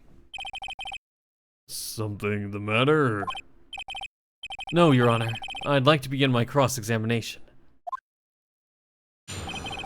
Okay. As soon as the phone call came in, I rushed to the scene. There were 2 people there already. The defendant, Ms. Maya Fey, and the lawyer, Mr. Phoenix Wright. I immediately arrested Ms. Maya Fey.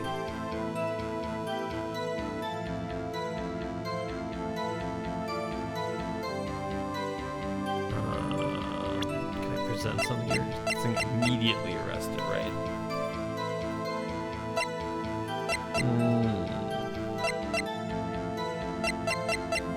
I guess I could do that. Why, we had a witness account describing her.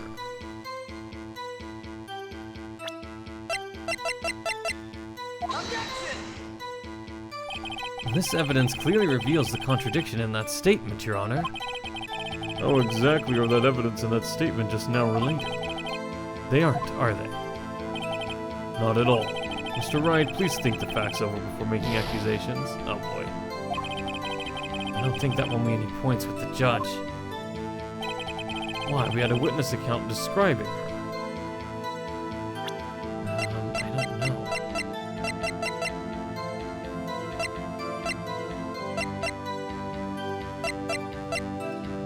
Maybe that one? The witness says Miss Maya Fey at the very moment of her murder. Maybe this one?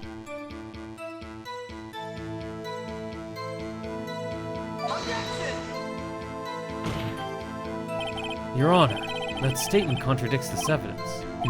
It does? I don't see anything contradictory. Huh? Really? Objection overruled. Try to think before you make accusations, Mr. Wright. Oops, that didn't go so well. The very moment of the murder. I really don't know. Immediately arrested Miss Maya Fey. The one? Defendant.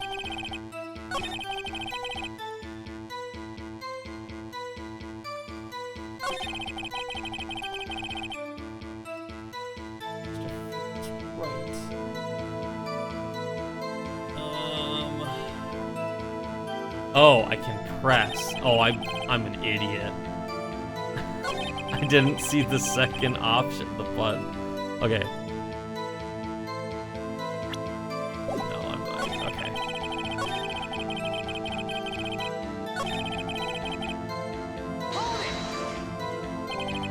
Why's that? What's your reason?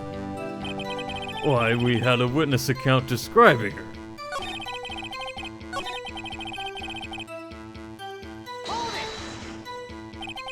Hold on just 1 second. Yeah. If I heard correctly, you said you arrested her because you had hard evidence she did it, correct? Did I say that? Me? I heard you say it. You did say it. You said it. Exactly. What about the suspicion woman in pink's claim was hard evidence? What? Miss May isn't suspicious, and she sure isn't pink, pal. Well, I guess she is pink. That's enough, Detective Gumshoe. Do you have any more solid proof other than her claims, Detective? I guess pressing can have its advantages. Yes. Gah. Sorry, I got the order of things mixed up in my testimony, Your Honor, sir. There was something I should have told you about first, Your Honor.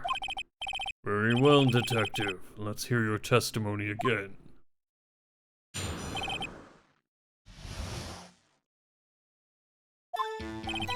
After securing the suspect, I examined the scene of the crime with my own eyes. I found a memo written on a piece of paper next to the victim's body.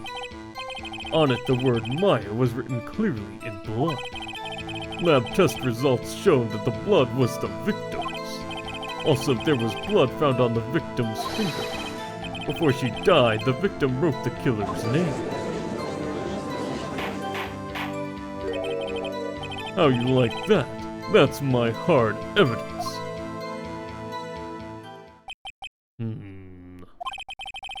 Before we begin cross-examination, I have a question for you, Detective. Your Honor? Why didn't you testify about that vital piece of evidence the first time? I know, I'm a real embarrassed I forgot about it, Your Honor, sir. Try to be more careful. Very well. The defense may begin its cross-examination. Okay. For securing the suspect, I examined the scene of the crime with my own eyes. I found a memo written on a piece of paper next to the victim's body. On it, the words in blood.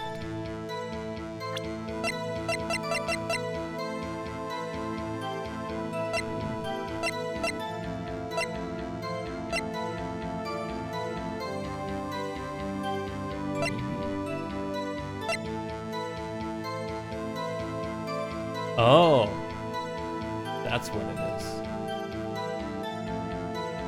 Let me see if I can. Lab test results show that the blood was the victim's. Also, there was blood found on the victim's finger. On which hand was the bloody finger, Detective? The right hand. She was right-handed. Nice try. Uh-oh. I guess it wasn't too hard to see what I was getting at there. Wrote the killer. Yes, there he is. Before she died, the victim wrote the killer's name. That's right. However, that's not possible. Detective Gumshoe, there's one thing I want you to clarify for me here. You say that the victim, Mia Fey, wrote this note, and that she was accusing the defendant, Maya Fey. And that's really what you're saying. What? This isn't one of those lawyer tricks now, is it? Of course she wrote it. Who else could have? You have it backwards, Detective. Backwards? The victim is the only person who absolutely could not have written it. This is a report from your department, Detective. Immediate death due to a blow from a blunt object. She died immediately.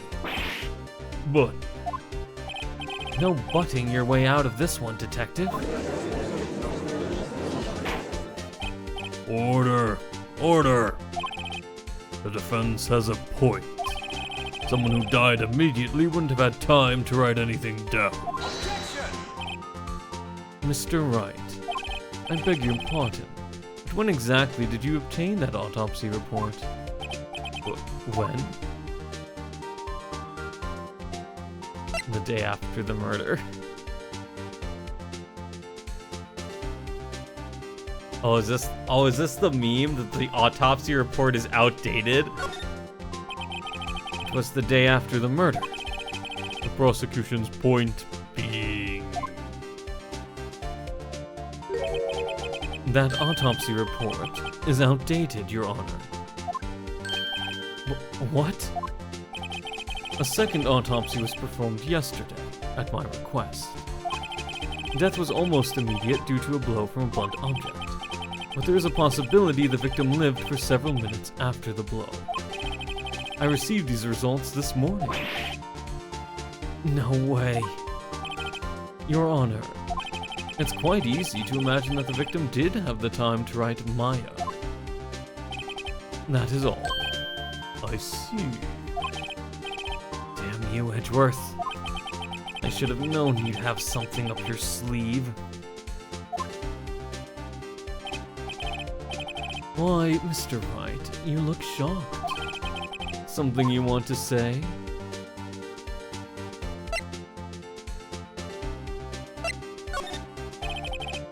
Detective Gumshoe. Was I a fool to trust you in your report? Oh, me? I wasn't, Detective Gumshoe. I'm disappointed in you. Handing him the wrong report like that. I'm sorry, sir. You are at fault, Detective. This isn't going to look good on your evaluation next month. What? Your Honor, I submit this report to the court. Understood. The court accepts this evidence. Died from a blow, may have lived for a few minutes after being hit. Well, Your Honor, the evidence strongly suggests the victim was identifying the killer. I suppose that's the obvious conclusion, yes.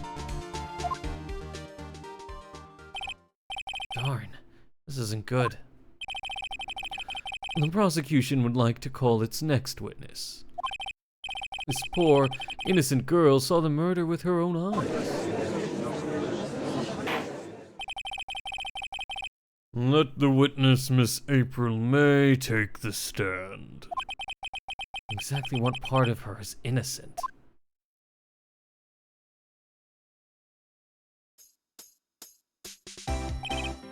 Witness, your name, please. April May, at your service. Wink.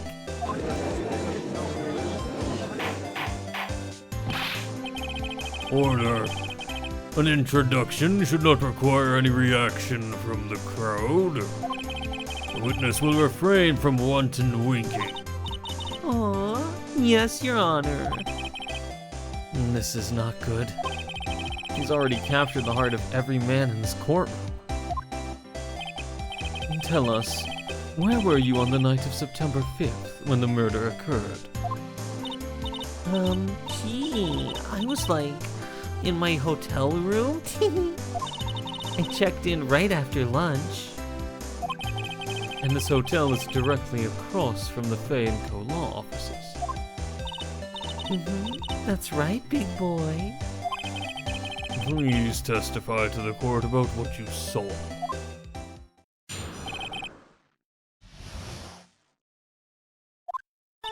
It was like 9 at night. I looked out the window, you know. And then, I saw a woman with long hair being attacked. The one attacking her was the mousy girl sitting in the defendant's chair. Then the woman, dodged to one side and ran away. But that girl, she caught up to her and she hit her. Then the woman with the long hair, she kinda slumped. The end. That's all I saw. Every little bitsy witsy. Wink.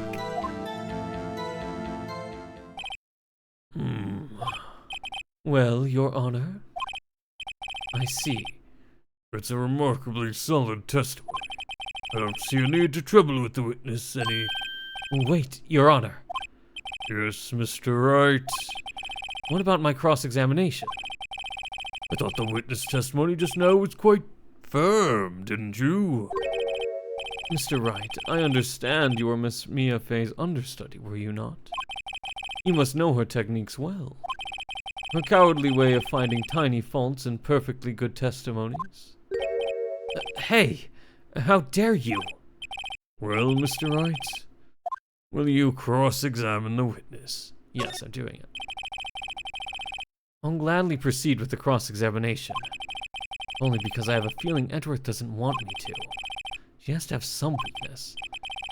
Very well. You may begin your cross-examination.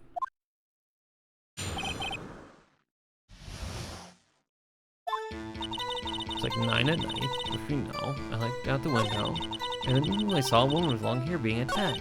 The one attacking her was the mousy girl sitting in the defendant's chair. The one, dodged to one side and ran away. But that girl, she caught up to her, and she hit her. That's it.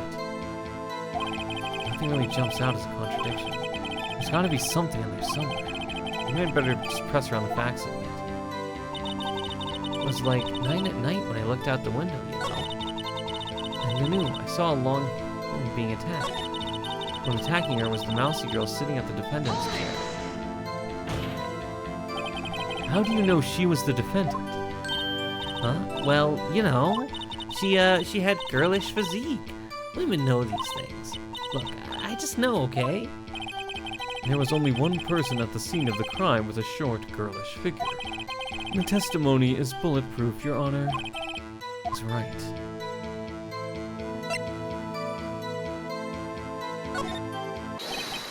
Hold on a minute. This testimony stinks. What? Miss May, I'm willing to bet that.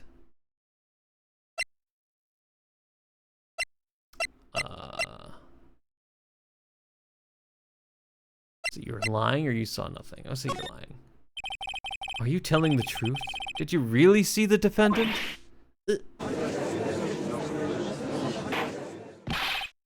Mr. Wright, what's the meaning of this? Yes, what's the meaning? Somebody tell me, because I'm clueless about this. I mean... Okay. If you had really witnessed my client, Maya Fey, you would have noticed her clothes before noticing her physique. Huh?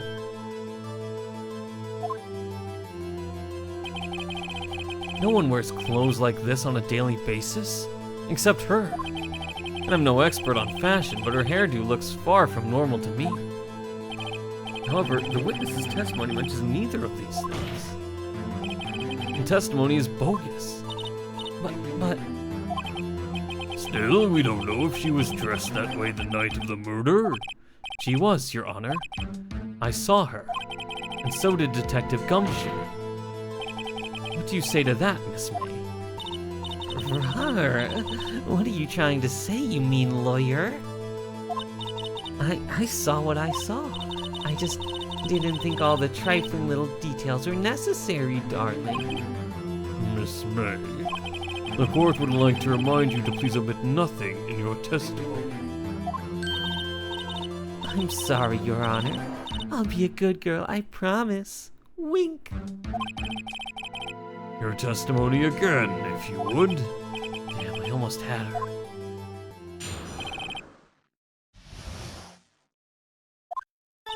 I did see everything, I did. The victim, the woman dodged the first attack and ran off to the right, when the girl in the hippie clothes ran after her, and she hit her with that weapon. I saw it. That clock, that kind of statue-y clock, the thinker, I think. Well, does the accuracy of my report not startle you, Teehee? I see. Only wish you had been so detailed from the beginning. Please begin the cross-examination.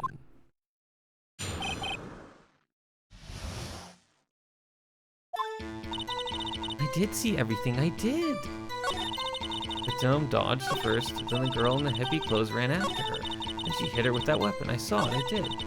That clock. A clock? Didn't this come up in another testimony recently? Well, don't look so sour, Mr. Lawyer. You can't win them all. No, but I have a feeling I'm onto something now. And that clock.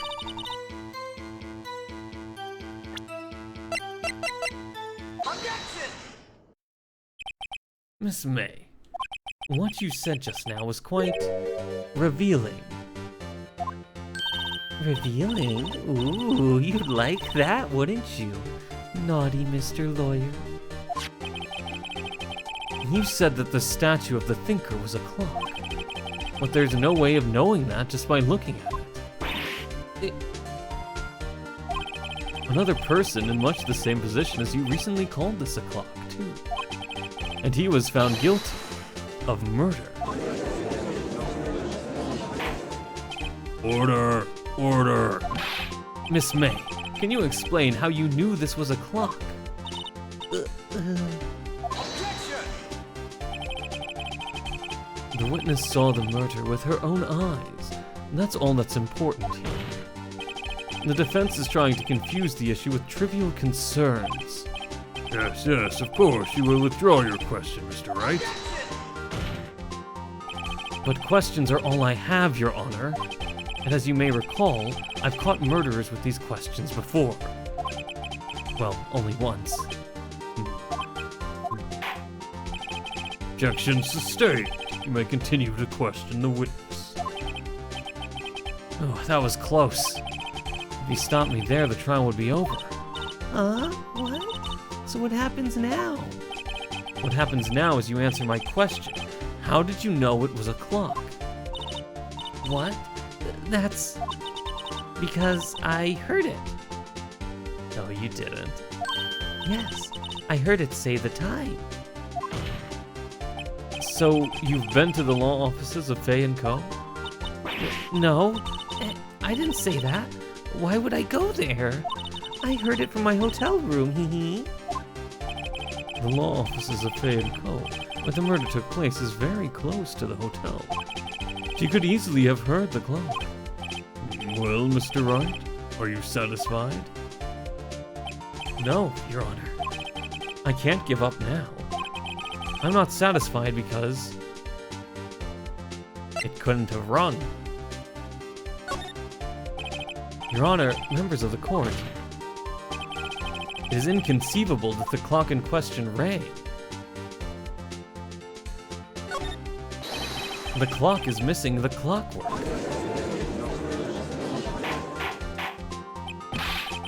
How could you possibly... Just take a look right now. Oh, See anything interesting, Your Honor? it's as the defense says. This clock is missing its clockwork. It's quite empty. Take that, Edgeworth. Mr. Wright, would you care to explain to the court the meaning of this? It is as you can see. The clock was empty. It couldn't have rung. Therefore, this witness is a big, fat liar. Fat? Well, Miss May? Tusk, tusk, tusk. Quite a show you've put on for us, Mr. Wright. He knew the clock was empty? Somehow he knew? I'm afraid you've forgotten one thing, however. Indeed, the clock is empty. As you say, it can't ring. However, we must ask, when was the clockwork removed? If it was after the witness heard the clock, then there is no contradiction. That's true. That is a possibility. The clock might have been emptied after she heard it. And that is exactly what happened, Your Honor. Well, Mr. Wright, can you prove when the clockwork was removed? Oh, impossible, of course. I have proof. What? Wasn't it you who told me proof is everything? Well, I was listening. And now I'll show you the proof you like so much. The evidence that proves when the clockwork was removed is... Take that! Take a look at this. Oh, that's a very cute cell phone. Ooh, you have a girly phone? Wait, this isn't my phone. Listen. This is the defendant's cell phone, and it contains a recording. A recording of a conversation she had with the victim on the day of the murder. Order, order. The defendant's cell phone? This wasn't brought to my attention. Perhaps Detective Gumshoe overlooked it. Oh, the good detective better remember he's up for evaluation soon. I gotta say, I'm starting to feel bad for the big fella. Let's hear the conversation. So you just want me to hold on to the thinker for you then? If you could. I should probably tell you, the clock isn't talking right now. Huh? It's not working? That's lame. I had to take the clock word out, sorry. September 5th, 1927. 9:27 a.m., not 1927. Ooh. Your Honor, I think this makes it clear the clockwork was already gone by the time this was recorded. Which was well before the witness even arrived at her hotel.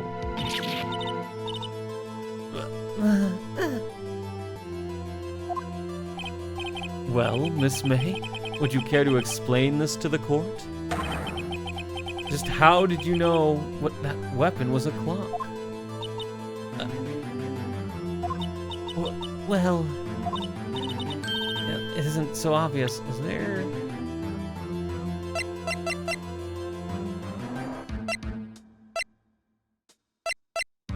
I can't tell what's doing it. There's that like flashing that I'm not really a fan of, where the screen just kind of flashes.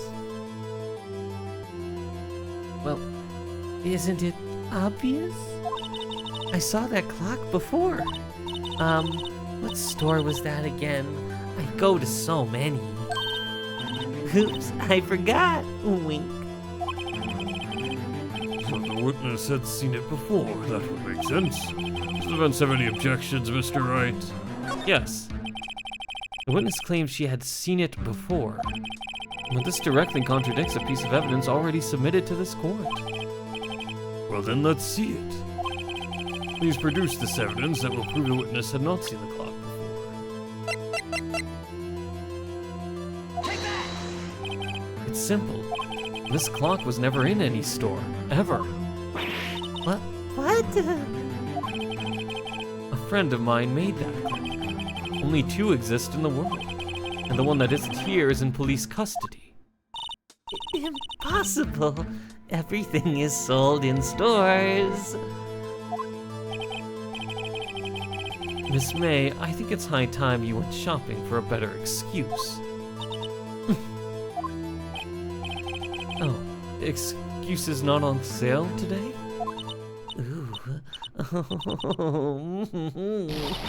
Ooh.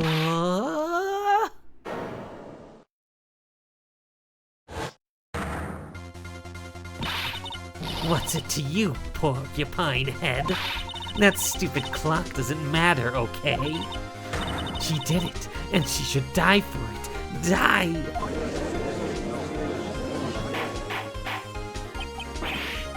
Whoa, let's not get ahead of ourselves. This is a court of law. The witness will remain calm.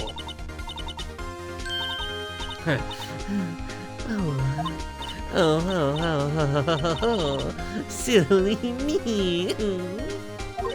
Did I, like, lose it? I guess I did, tee-hee. Wink. Scary. Miss May, let me ask. Tell me, how did you know the weapon was a clock?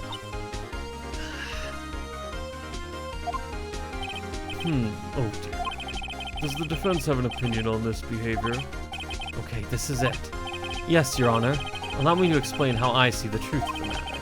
Miss April May, you knew the weapon was a clock because you had heard about it. The witness had never held the clock in her hand. However, she had heard that it was a clock. She heard? That is correct, Your Honor. There is no other way she could have known the thinker was a clock. And I can show you the proof. Well, this is interesting. Let's see it then. Show me evidence proving the witness had heard the murder weapon was a clock.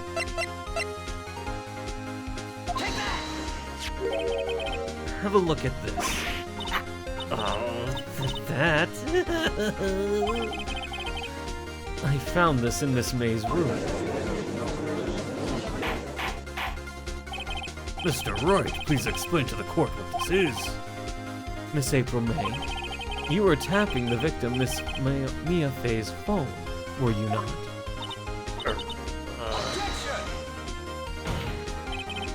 Your Honor, this is irrelevant. I'm not entirely sure that it is. Objection overruled. It troubles me that our witness was in possession of a wiretap.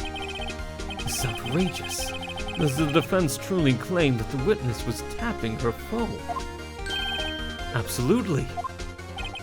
Even if that was the case, which it's not, you still have to prove one thing. Did the victim ever say that the weapon was a clock on the phone? Can you prove that? I think not. Oh yeah? I think I can. It's simple. What? Here's my proof.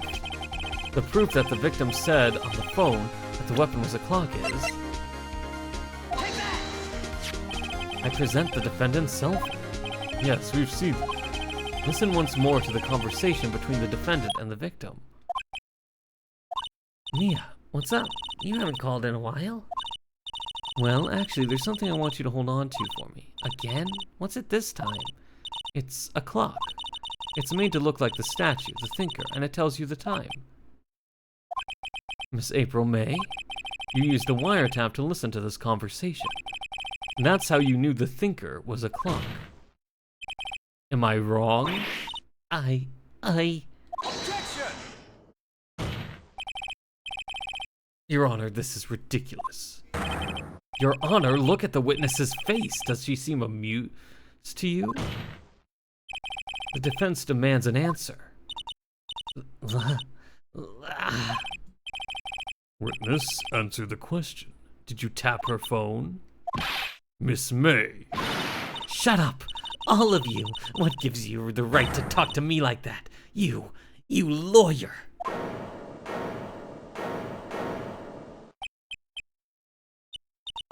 It's no fair.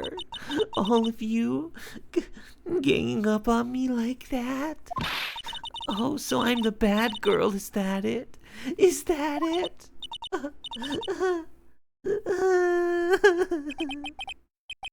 That did it. The court's seen the real Miss April May now.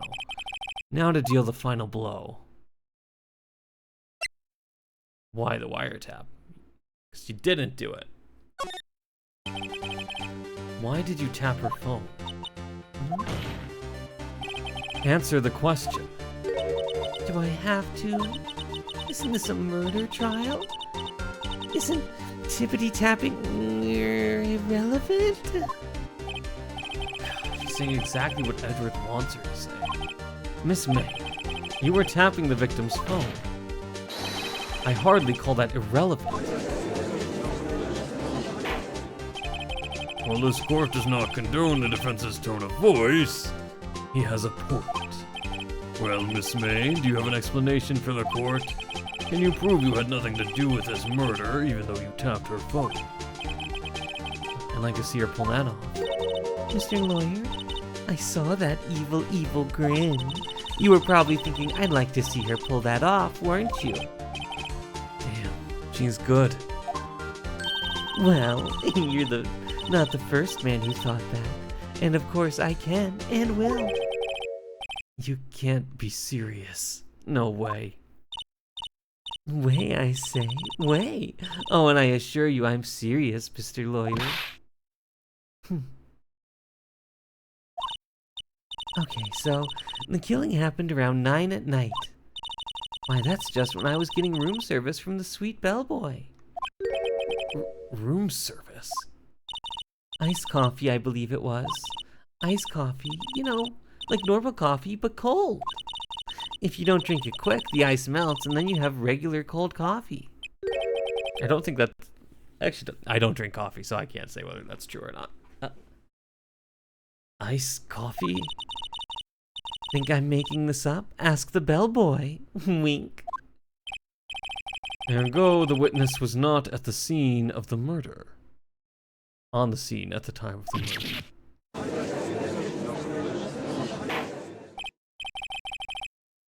So, where does that leave us?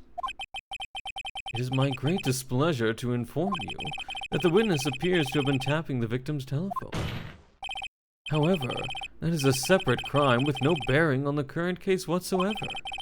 Her testimony stands. She saw the defendant, Maya Fey, commit murder. No, they're gonna let her just walk away. There's no way I can win this unless I tie Miss May to the murder somehow. Well, does the defense have anything to say? Well, come on. I think I have to call the bellboy as a witness. The defense would like to call the hotel bellboy as a witness. There's something suspicious here, and I'm gonna get to the bottom of it. I think you've sunken quite low enough already. I object to calling the bellboy. Why? What's your reason? Because I hold that the wiretapping had nothing to do with the killing. However, if you agree to one condition, I'll consent to calling this witness. Condition? If Miss April May's alibi is not called into question after you examine the bellboy, then you will recognize that Miss April May was not the killer. Thus, she is innocent. And thereby you must also accept the verdict of guilty of Miss Maya Fey. That is my condition. What? I'd better find something suspicious in that bellboy's testimony. Otherwise, Maya will be declared guilty on the spot. What should should I do?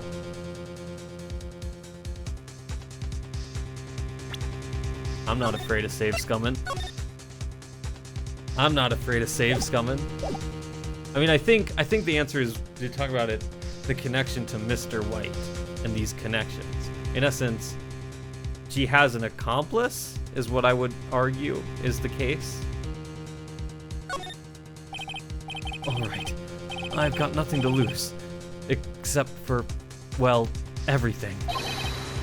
Understood. I accept your condition.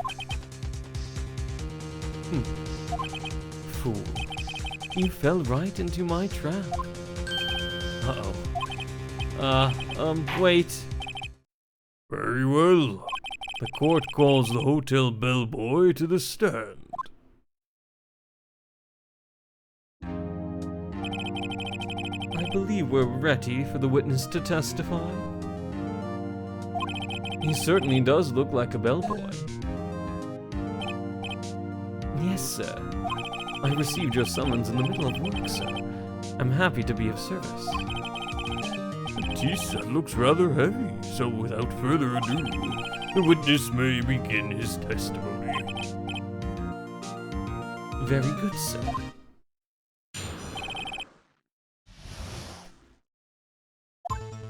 I am the head bellboy at the fine Gatewater Hotel, in business for 4 generations. I believe I received a call after 8 in the evening from our guest, Miss May. She asked for an iced coffee to be brought to her at 9 on the dot, sir. It's a little interesting, right? I brought it to her at precisely the requested time of service. Of course. And I delivered that iced coffee to our guest, Miss May herself.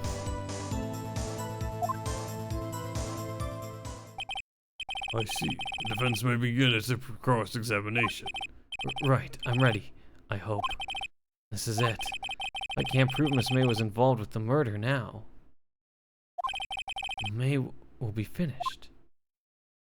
Wait, if you brought it exactly at 9, how did she witness the murder? How did you not witness the murder? I'm the held bedboy at the Gatewater Hotel. Well, I believe I received a call after 8 in the evening from our guest, Miss May.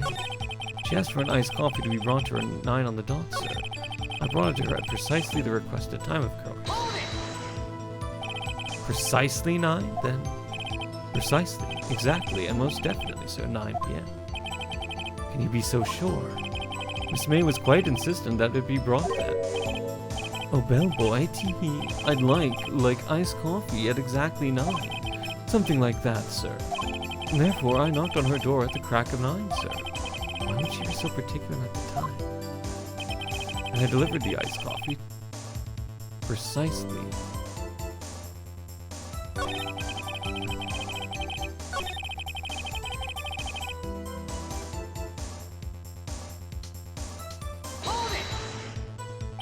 You're sure it was Miss April May herself? Absolutely, sir. Absolutely? Yes, sir. As in, so very absolutely, sir. It's an endearing mannerism of mine. How come you're so very certain? Well, when I brought the room service, sir, she, the guest, sir, favored me with, an embarrasser, sir. Embarrasser? Is that French for embrace? It's French for kiss, sir. But not a French kiss, sir. More of a peck on the cheek. Why would she have done that? I believe perhaps she was momentarily swayed by my prim demeanor, sir. It was a moment I shall never, ever forget, sir. Sounds pretty fishy to me. I think our Miss May was up to something and wanted the bellboy to remember her. It's no good. There's nothing there. Is that it? Tisk tisk. Finally you understand. This bellboy has absolutely no reason to lie. Now, if you have any decency, you will end this rather tedious cross-examination here. It was a bit tedious. The witness may leave the stand. I can't let this happen, can I? Wait. Please wait. Yes? Does the defense have something to add? One last question. Let me ask one last question. Your Honor, I must object. This charade of justice has gone on long enough. Now, Mr. Edgeworth. All right, Mr. Wright, I'll give you one more question, that's all. Okay, this is really it. Now, this is my last chance. What do I ask him about? Check-in, room service, and bed making. Room service? Tell me again about room service. Again, sir? At exactly 9, I delivered room service to Miss May in room 303. The guest had requested iced coffee. $18 was the charge, as I recall. I see. $18? Doesn't that seem a bit expensive? Yes, well, iced coffee for 2, you know. And we don't skip on the ice, sir. What did he say? What did you say? Rather quite. Bellboy, tell us the truth. Was someone else staying in Miss May's room? Objection! I object. That was objectionable. Objection overruled. The witness will answer the question. Yes, I see. Why did you not mention this in your testimony? Well, sir, you didn't ask. Nice try. That's the sort of thing you're normally supposed to mention. Yes, quite, indeed. It was the, good barrister there, Mr. Edgeworth, who... Witness tampering? He asked me not to mention if it wasn't specifically asked, sir. You fool. I've done it. I've won. Miss April May checked into a twin room with a man, correct? Yes, sir. Then when you brought the room service, you didn't see that man in the room. That's right, sir. Your Honor, we have just learned of another person involved who may have been the murderer. In light of this new fact, I hold that it's impossible to judge the defendant. Wouldn't you agree, Mr. Edgeworth? And who, Mr. Wright? Who is this other person? Simple. It was... the man with Miss May. The man who checked in with Miss May. Your Honor, as has been previously revealed, Miss April May was tapping the victim's phone, yet Miss May herself has an alibi at the time of the murder. However, that does not clear the man that was with her. The bellboy saw no one else in the room at the time of the murder. My, what a convenient little setup. But it's too late. Too late? I suppose you'd like it if it was too late, wouldn't you? After all, it was you who had the presence of the other man from this court. Upstart. Amateur. These accusations are ludicrous. Enough. The court acknowledges the defense's argument. I expect the prosecution and defense to look into this matter fully. Am I understood? Yes. Yes, Your Honor. That is all today for the trial of my affair. Court is adjourned. All right. September 7th, 2:24 p.m. District Court Defendant Lobby. Mr. Wright, you were amazing in there. Really? I think I might be your newest fan. Oh, I was just doing my job, you know. And then again, that other attorney was pretty cool, too. You don't need to be a fan of him. He's trying to prosecute you. Literally. Huh? That face of his, with his eyes wide and trembling lips, sent shivers up my spine. If you say so. So what happens with me? Do I get to go home now? I don't think so. Well... No, I don't think so. Not yet. Oh, I see. But I got a great lead in today's trial. Oh, but I got a great lead in today's trial. A lead? That man with Miss May. He's the key. Oh, I get it. What happened to Miss May after that anyway? I heard they arrested her. I guess she's learning her charms won't work everywhere. She's probably at the detention center now. I may have to go down there later. Anyway, this case is far from closed. Yes, sir. I'm gonna find out more about this man. Do you think he was the one who... Maybe so. Sis... Don't worry. I'll find him by tomorrow. I promise. I'm counting on you.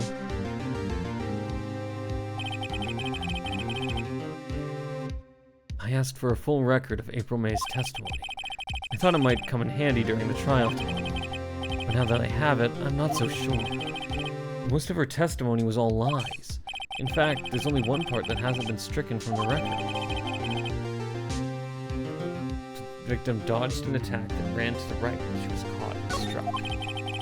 I don't know how much good this will do for me at all now. Anyway, time to hit the pavement and do some investigating. Maya doesn't belong in that detention center, and it's up to me to set her free. To be continued. Leaving. Yes.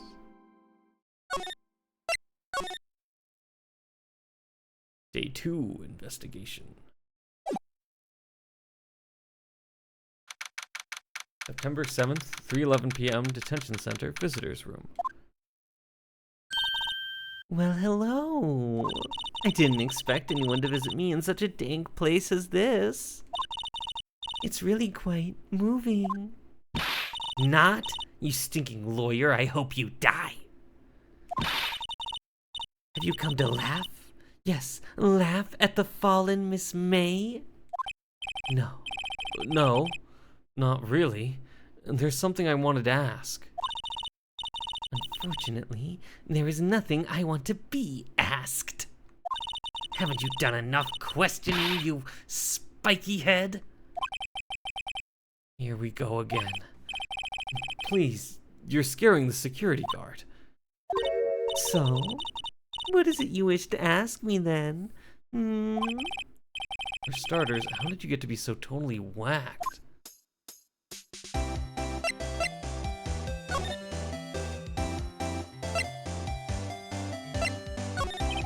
Say, why are you so angry? I mean, you don't look like a bad person. Oh, that does it, bottom-feeding, scum-sucking lawyer. Bottom? I can't tell. Does she have a thing against lawyers or just against me? Why did you place a wiretap on Mia's phone? Oh, when you say it like that, it sounds so cold, so criminal. Tapping people's phones is a crime, Miss May. Oh, and I suppose you learned that in lawyer school.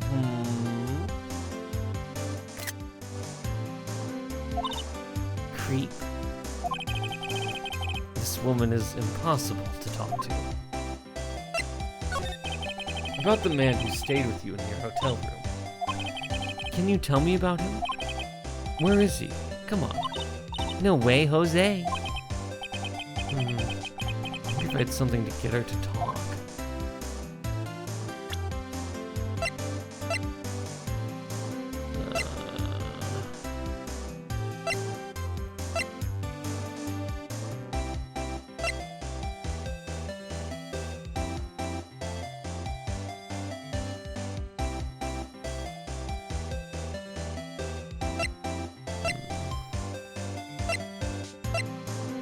I don't know if we have anything.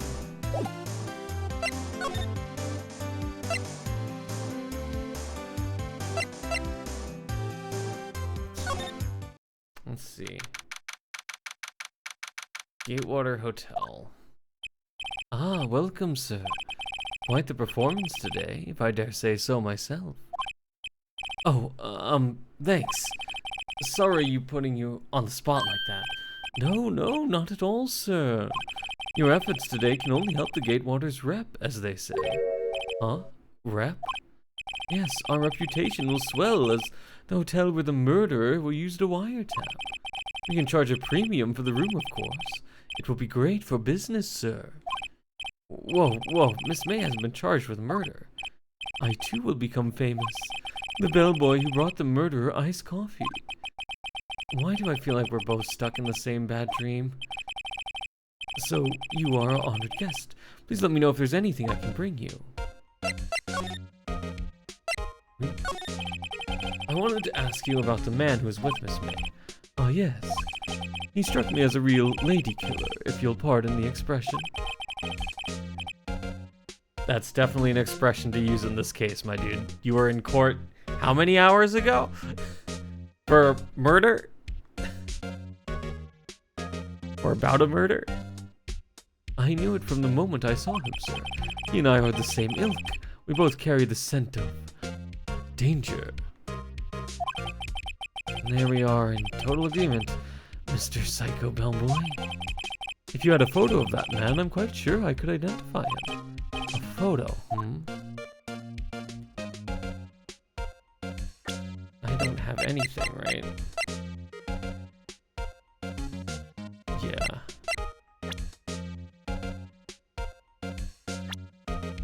I don't have anything.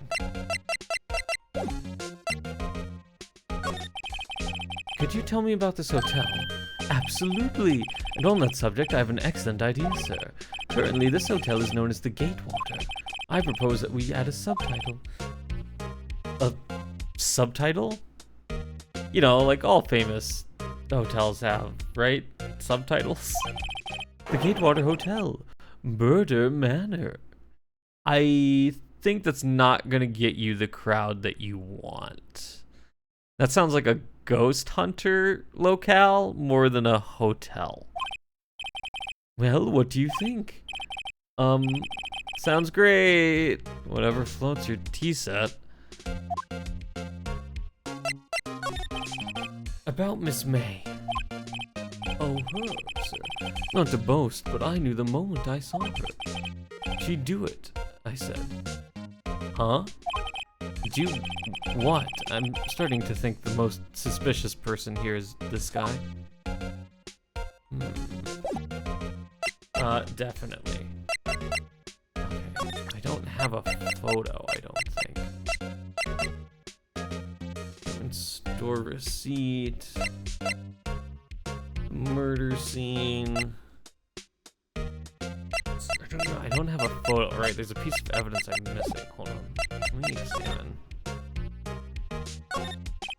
Huh? There's still a screwdriver stuck in that drawer. Oh, please leave that as it is, sir.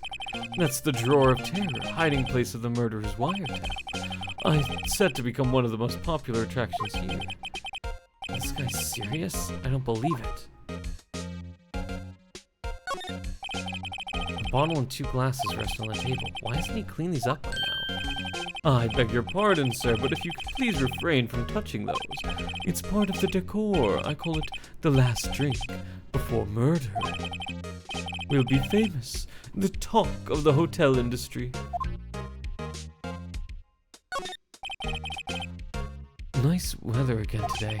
I can see the Fan Colai offices, of course. Ah, yes. We plan to install a telescope in that window, of course.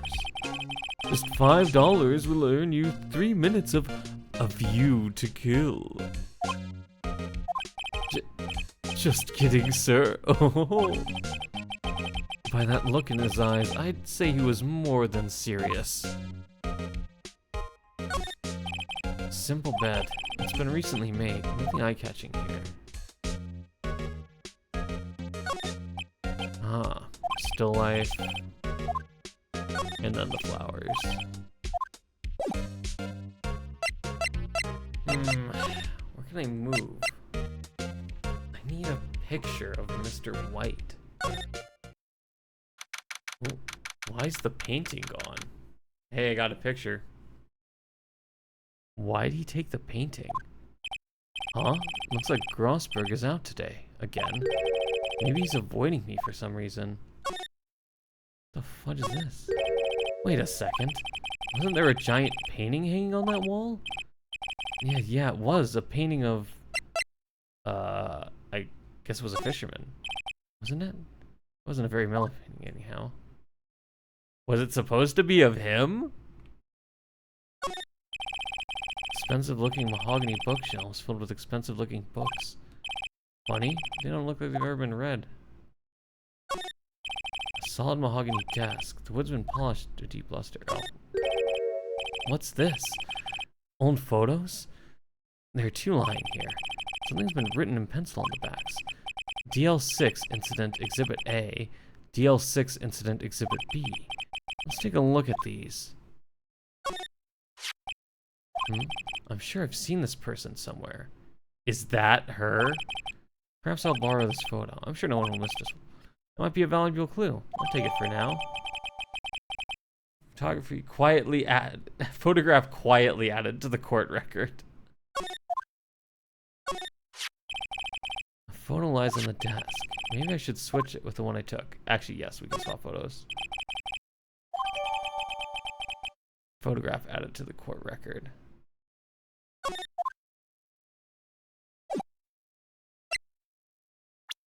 Oh, I see. I'm out of room on these, yeah.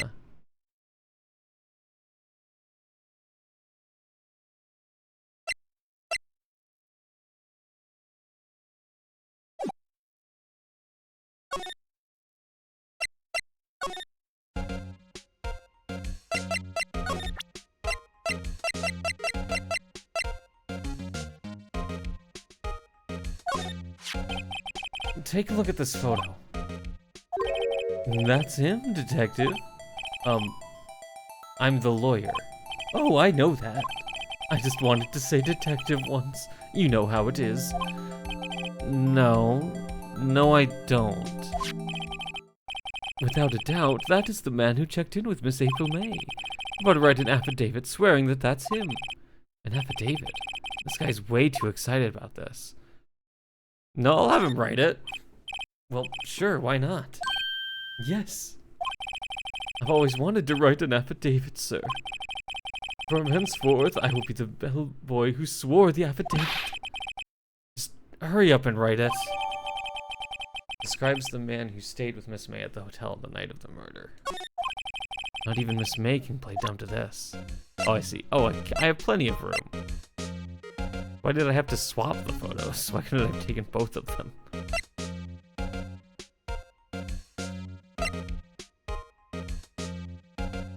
Oh, I guess I can actually go back. Hold on.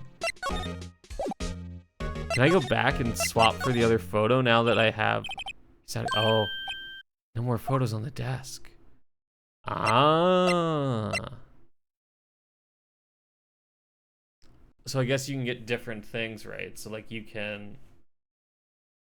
Maybe you can take that to her and realize that that's her. Okay, well...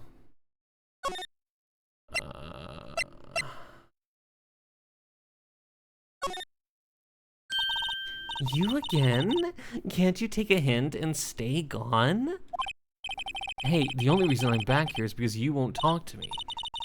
Oh, so it's my fault now. You don't just have spiky hair, you also have a spiky heart. That does it. When this case is done, I'm shaving my head.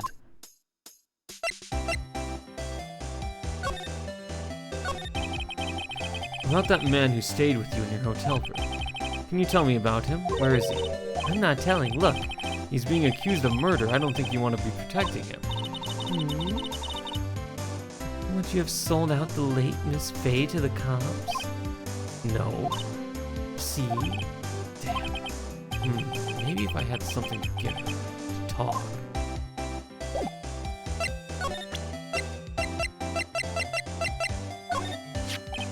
Have a look at this. Look, I've said several times, I'm not telling you. Where did you? Uh-huh, a reaction. And this is him, isn't it? What? Who? When? Why? It is him. This is the man who stayed in your hotel room the night of the murder. No, that's not right. Nice try, Miss Cooperative. Do you have proof that was him? Yeah, proof. Show me proof. I'm so close. Yeah, here you go. Could you have a look at this? What's that? The bellboy's affidavit. It tells us everything he saw, such as the man you checked in with, who was most definitely this guy. Now I'm getting somewhere. I think pushing her hard is the way to go. I could be wrong. We can safety save this. But I think I'm right. This is it. All or nothing. Time to do a little bluff. No use playing dumb, if indeed that's an act. If you don't talk, I'm taking this info to the press. What? Even Even though he should have been witness to murder, your little friend was missing. I'm sure the press would have a field day with his reputation. Ugh, fine, I'll talk. You win, lawyer. That's...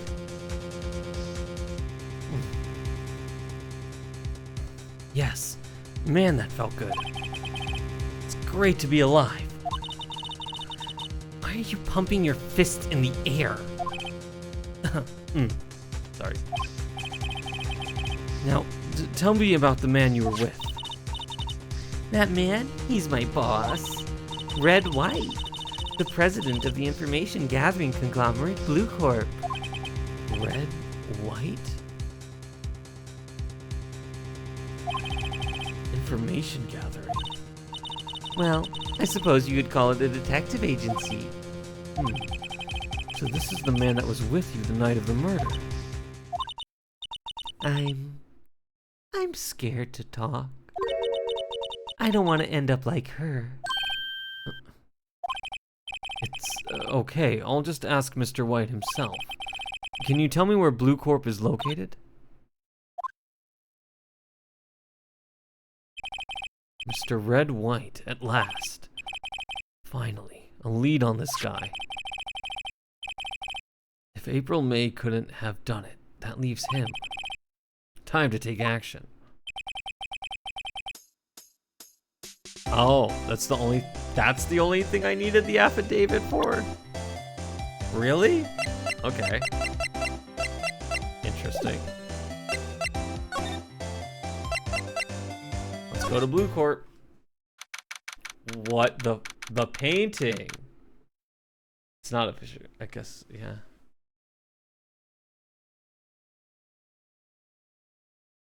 September 7th, Blue Corp Inc. CEO's office. What's with the surreal decor? Welcome. Please furnish me with the title of your personage. What the? Your name. What's your name? I was just inquiringly asking the title that you go by.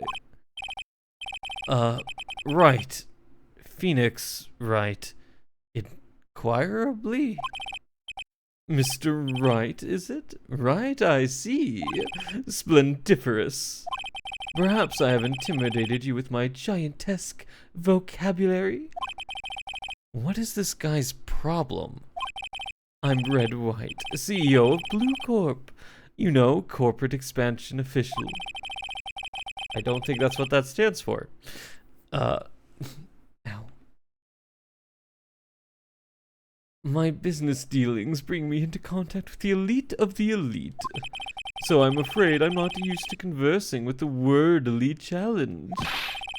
What a fruitcake. Let me guess. You are an attorney fresh out of law school, are you not? That's the only explanation of why you would come to meet me like this. What does he mean by that? No matter.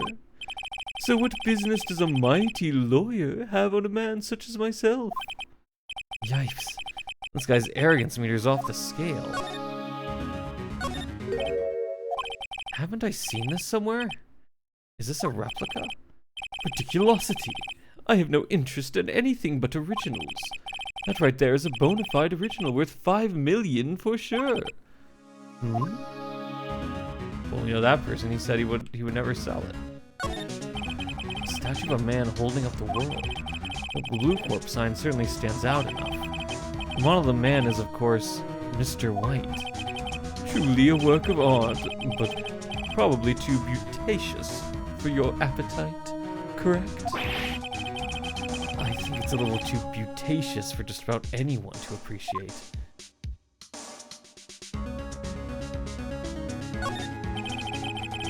An impressive lineup of trophies. Judges Special Runner-Up, Best Participation, Judges Cooperation Award, Special Good Try Prize. The words Judges and Special kind of stand out. Yeah, like he's getting Judges Awards. Yeah. I'm guessing this is supposed to be a desk. My, this is quite the thing. It is modeled on my body, you see.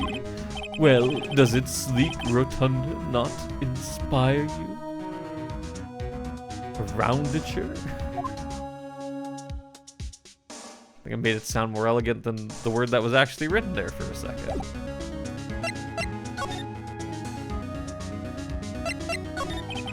What kind of company is Blue Corp anyway? An excellent question. We buy and sell various kinds of information. We're a company of the future, you might say. We are the future. Sell information? In just 10 years, I've built the business up into the grand office you see now. In the case you were wondering, Blue Corp was named after the color blue. I, Red White of Blue Corp, as founder and CEO, named it so. And why, you ask? Because I like the color blue, of course. Fantabulistic, is it not? Miss May is an employee of Blue Corp, is she not? Correct. She was my secretariat.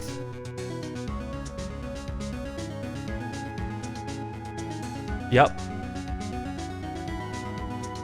Sure. What a shock it was to hear what she has done. What she has done? You mean the wiretap? Indeed, she is paid to answer phones. Tapping them is not in her job description. She does gather information for us as part of her duties. But I assure you, we do not condone illegal methods. It is ineffable that she would do this. Sounds like he's trying to turn Miss May into a scapegoat. On the night of the murder, were you in April May's hotel room? Who can say? I seldom pay attention to mundane details such as time and place. My motto is, don't worry, be happy. Still, Mr. White, the hotel bellboy has stated on the record that he does remember you very clearly. No matter. The bellboy can say what he pleases. I still won't talk to you. If you want me to speak, put me on the witness stand. Although I doubt you'd be capable of doing that. Raises a good question, actually. Why didn't the prosecution call him as a witness? He should have seen the same thing as April May. Oh ho ho. The police, the courts. To me, they are mere toys, playthings for my amusement. There's something that's been bothering me. Yes, what might that be? The painting on the wall over there.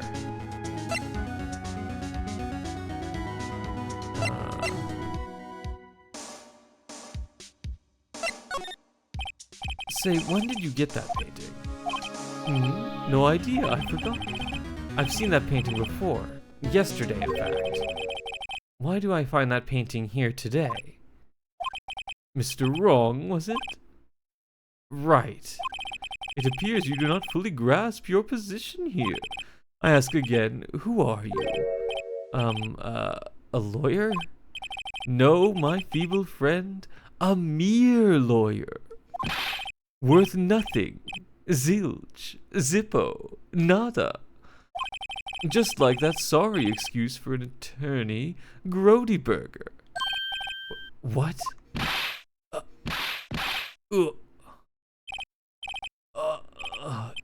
He punched me?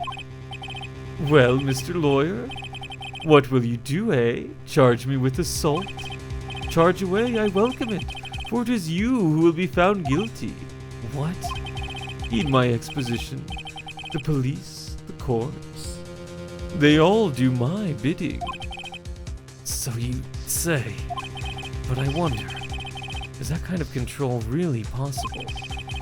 I don't expect you to understand.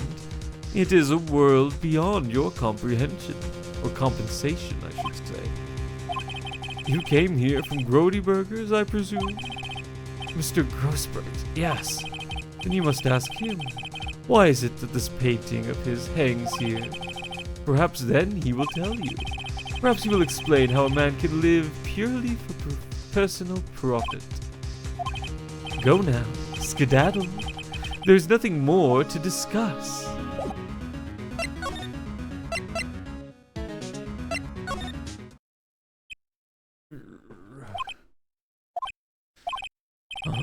I don't think he's noticed me standing here.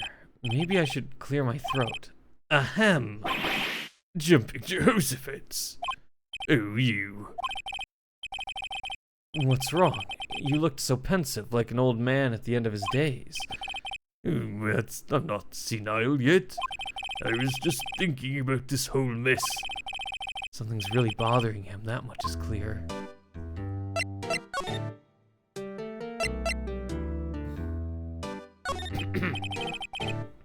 So, I paid Blue Corp a visit.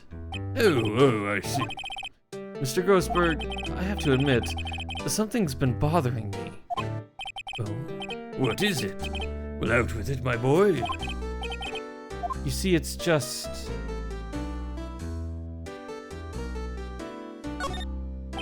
Mr. Grossberg, sir, there was a giant painting hanging right there the other day, was there not? The one you said you had no intention of parting with? Well, I saw it today. It was in the CEO's office at Blue Corp. Red White's office. So, you noticed. I suppose I should have guessed you would. It is a large painting. Mr. Grossberg, I know you and Mr. White are connected somehow.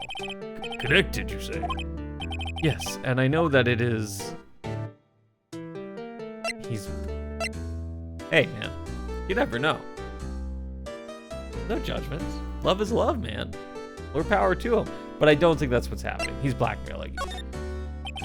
Mr. White has something on you, doesn't he? Blackmail. I think that painting is fairly gaudy proof. Very well. This may be a chance I've been waiting for. Maybe it's time to get this off my chest so I can finally rest easy again. After all, you were Mia's understudy. Perhaps it was fate. What's he talking about? Red White is a man who makes his living through intimidation. Blue Corp is a company that excels in finding people's weaknesses, I'm afraid. I've been paying them for 15 years now. 15 years? All because of the DL6 incident, as you may have guessed. The name on the back of the photographs. As you suspected, I could not stand in defense of Maya because of this. White would have destroyed me if I did. So that's the connection. It's hard for me to tell you this, my boy, but arresting Red White will be nigh on impossible. Impossible? Why? He has information on everyone. It gives him an iron grip. He owns judges, attorneys, prosecutors, police, and politicians. What? They're bound, unable to do harm to themselves, and therefore to him. Don't look at me like that. What you see is nothing more than the weight of many years. What is the DL6 incident? DL6 is nothing more than the sorting code the police gave the case. It was 15 years ago now. I received a request from a medium, a spirit medium. A medium? Her name was Misty Fay. Faye? Indeed, she was Mia's mother.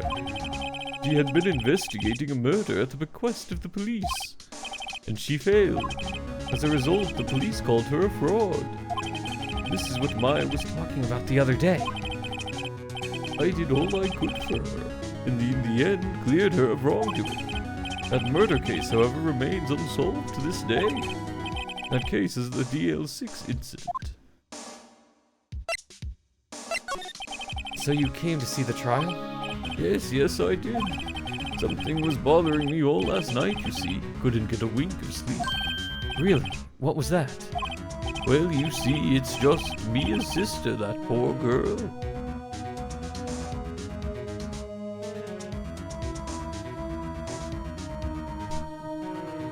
Hello, people. What's up? I'm a little Scully ghost. A ghost.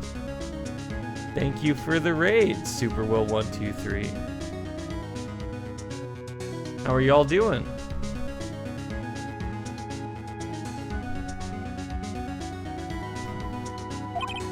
My boy, I owe you my thanks truly. I don't know what I would have done if things had gone poorly for the girl. Hope y'all are having a good night. Don't know what y'all were playing, but hope y'all were having a good time.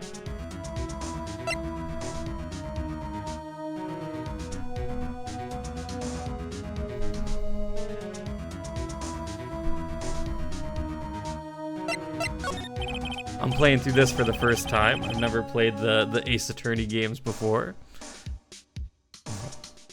I asked before, but why did you refuse a request for defense? I think I have a right to know. Oh yeah, grinding a bit of Pokemon? Oh, nice!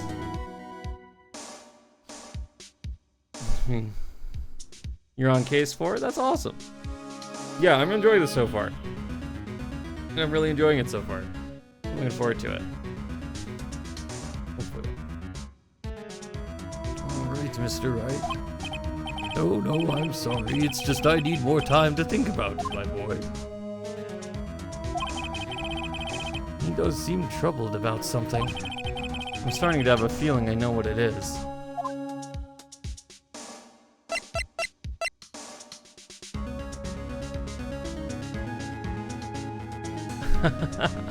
I don't know how much I can do that. I don't know Will's setup, man. I can't tell you how he can how you can possibly voice another character.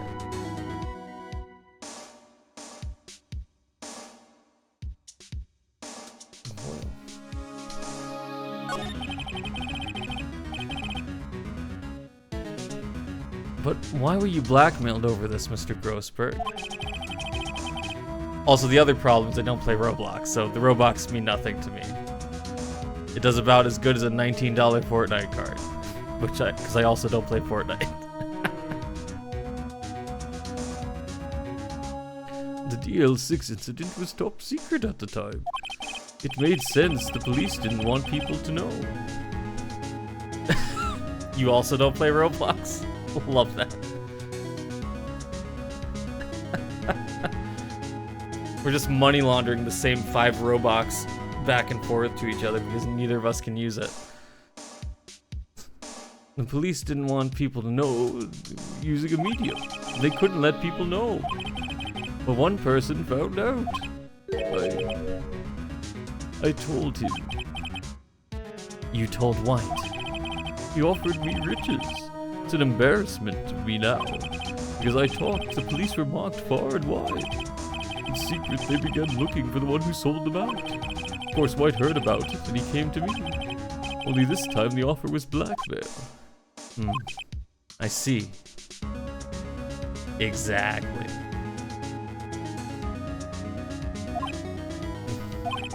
White controls the law of this country as he sees fit. Yet if you could still challenge him, have a close look at Mia's office. Mia's office? She followed his every move for years. She may have recorded something of what she found. Alright, well, let's go back to the office then. It's funny, looking at this room, it seems so normal. Hard to imagine a murder took place here. Alright. Mr. Grossberg said there would be clues. maybe I should have another look.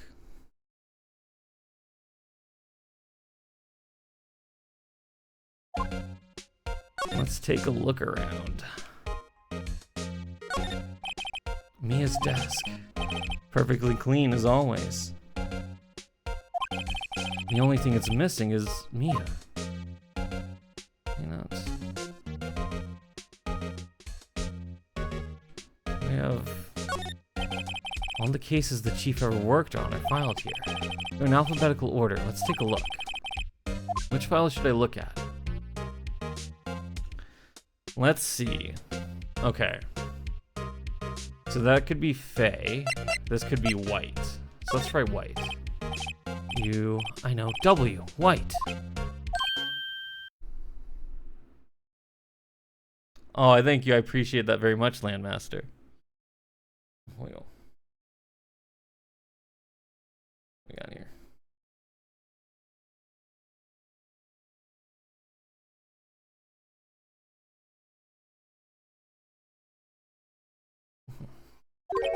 The entire W section is missing. Was it taken? Let's try F for Faye then.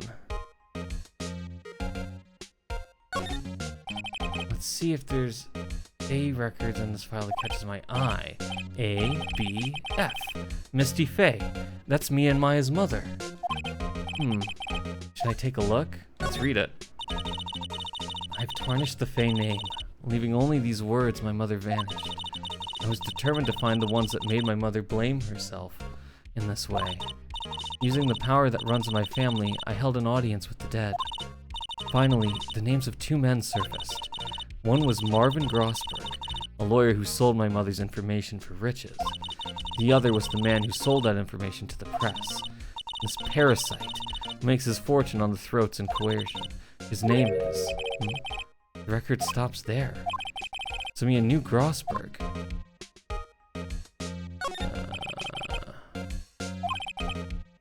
Let's see. The other one we could look at is RS. So red for red white.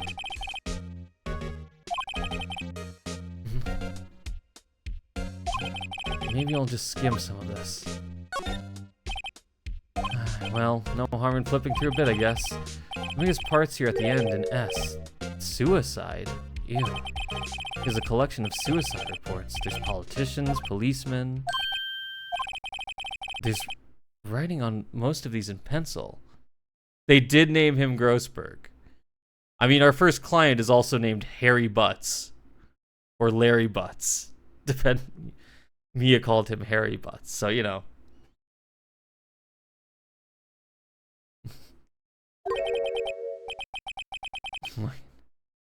Wait, this is Mia's handwriting. Wait, I get it.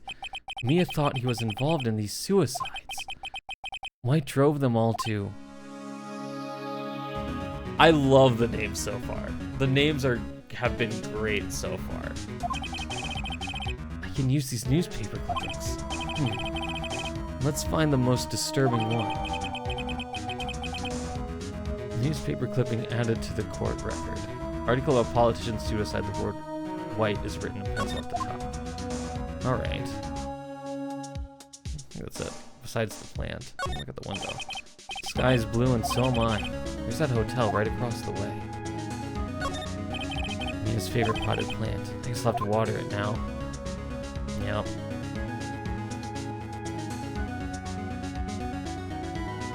I heard about that, and I heard about when they redid the most recently they redid the Miles Edgeworth games. Some were disappointed that didn't quite have the same charm as some of the names that the fan translations came up with.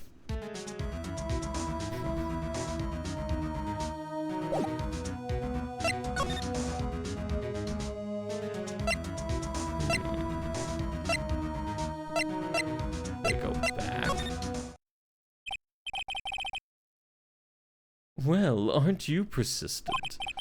Sorry, but there's something I have to ask you.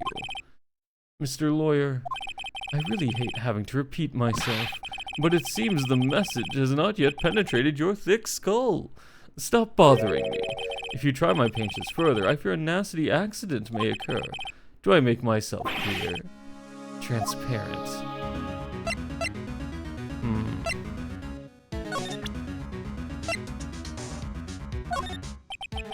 This is the only clue that Mia left me. I better make this one count. Mr. White. Yeah, his eyes aren't great. Mr. See this? It's an article describing the suicide of a politician. He was embezzling secret government funds.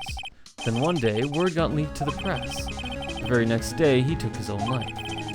And this concerns me how? I found this article in Mia's office. Miss Mia? She had a file filled with articles like this. Every one of them was labeled with a single word. White. Mr. White, I know that you did to this politician.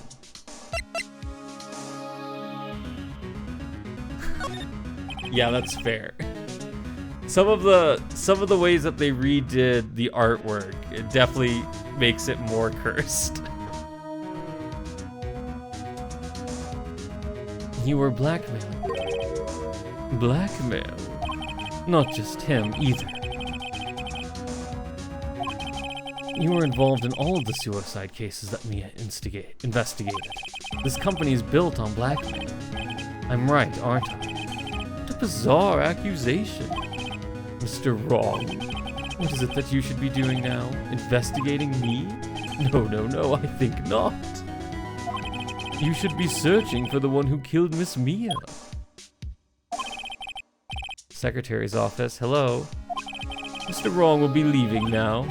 Yes, sir. I'll send someone right away. Wait a second, Mr. White. You're wrong. You're wrong, Mr. White. Excuse me? What I should be doing now is going after you. Just what are you insinuating? Mia was onto you. She was keeping tabs. For this reason, you had April May tapping her phone. Then, Mia was murdered, and all the documents about you mysteriously disappeared. So the culprit would be... Even a child could work it out, Mr. White. You did it! Secretary's office. We won't be needing an escort for Mr. Wong. Instead, please connect me to the public prosecutor's office. Of course, sir. One moment, please. White, that you? What are you doing calling me at a time like this? Hello, Chief Prosecutor. I've changed my mind. I want to testify tomorrow. What's this about? The Mia Fey case. I witnessed the murder, you see. And thus, as a very important witness, I would like to testify. Why now? I thought you said you didn't want to go to court. Quietude? I told you I changed my mind, didn't I? Oh, and one other thing. Send the police over here right away. The man is standing right in front of me. He looks dazed, but could be violent. What man? Are you even listening? The executioner, the hatchet man, the liquidator, the killer, man. What? Mr. White, this isn't another one of those. Chief Prosecutor, I do not believe you're in a position to freely offer your opinions to me, correct? I'm telling you to send the police now. Did I not tell you, Mr. Wrong? You are a mere lawyer, as was Miss Mia. How dare you? I'll point the finger at you and you'll be tried as Miss Mia's killer. The case is as good as settled. No lawyer of any worth will defend you. I have friends in the local lawyers association, you see. You'll be given a lawyer so stupendously inept that they may make even you look competent. I feel faint. Detective Gumshoe reporting, sir. I think the Professor Layton crossover made the name of the guy who died in the car crash Carmine accident. That's another... Oh, the Layton games. Those are games that I want to play in the future. Those are games I haven't had the opportunity to play a lot of. Butts. Harry Butts. Right, actually. Phoenix Wright. And my friend's name is Larry. Look, imagine having your parents name you Carmine Accidenti. Yeah, I mean, you know, they clearly they're setting expectations low. Move to the countryside and never let a car near me. Yeah. Yeah, their expectations of you are low.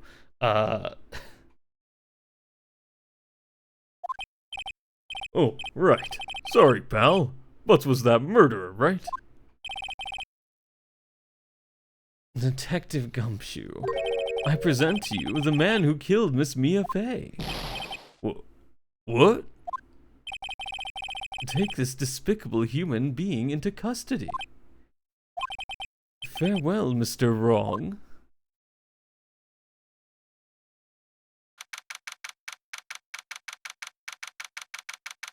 September 8th, 3:37 p.m. Detention Center Visitors Room.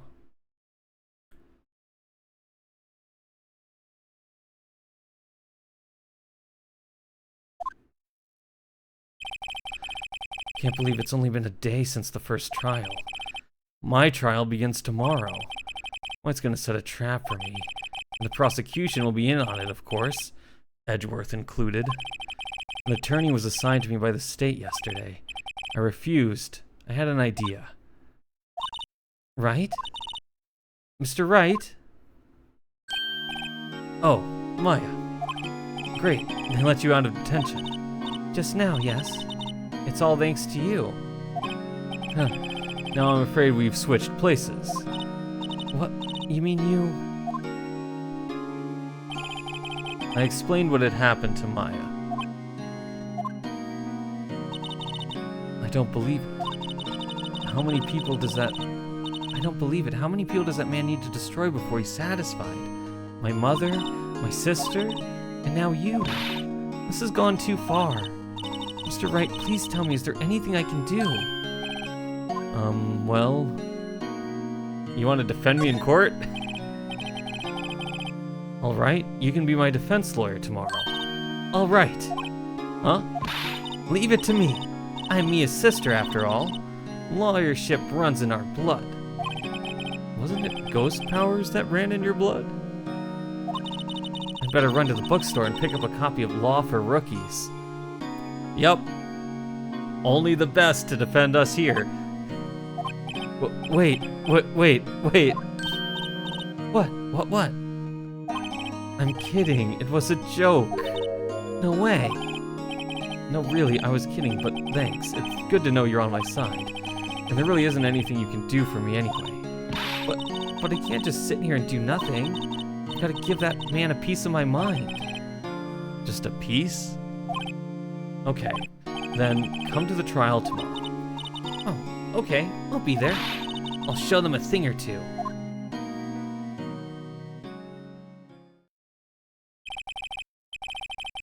Times may change, yet with crime, it's the same old story.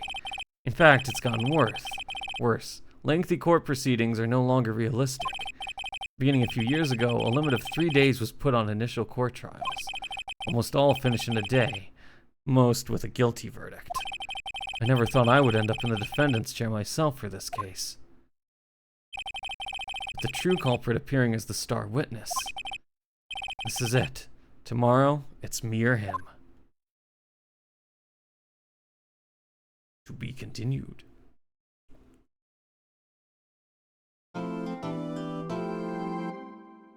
Yes. We'll see my progress.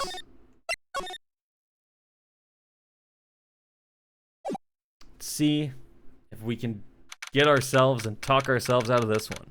September 9th, 9:52 a.m., District Court Defendant Lobby number 1. Well, I guess this is it. Yeah, one way or another, this case gets decided today. Phoenix, look. Edgeworth. Prosecutor Edgeworth. I received a call from the Chief Prosecutor's office yesterday. I was told that whatever Mr. White says today, It will be the absolute truth, no matter how you try to attack his testimony. If I raise an objection, I have it on good faith that the judge will listen to me. What? Does White have the judge in his pocket too? Oh, a mod to play the dun dun sound? Yeah. It seems so fitting for those date and location shots. So you're saying I'm gonna be guilty? End of story? I will do anything to get my verdict, Mr. Wright. Anything. Why? Why? How can you torment an innocent person like this? Innocent? How can we know that? The guilty will always lie to avoid being found out. There's no way to tell who is guilty and who is innocent. All that I can hope to do is get every defendant declared guilty. So I make that my policy. Edgeworth, you've changed. Phoenix, you know him? Don't expect any special treatment, Phoenix Wright. Phoenix? Well, court will be starting soon. What? But wait, your defense attorney isn't even here yet. They're not... I'll be defending myself. What? Okay, let's do this.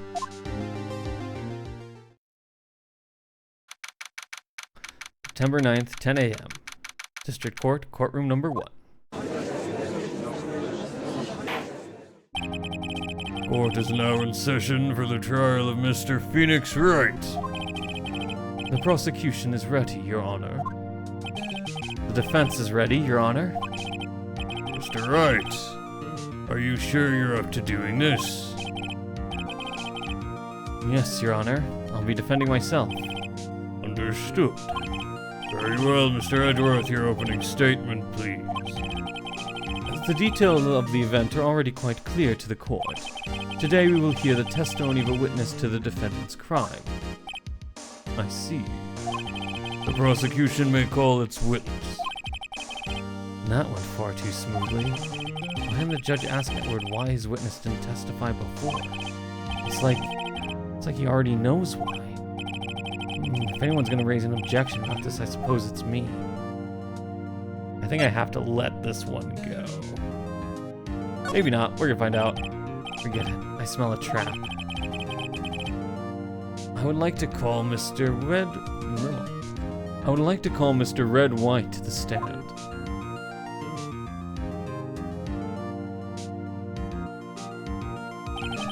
Please state your full name.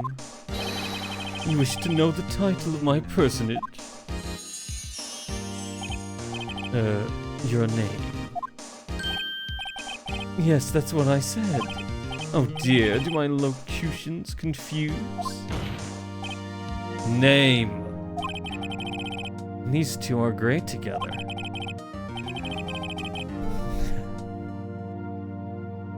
His middle name is Blue as Pierce got the room. They did indeed.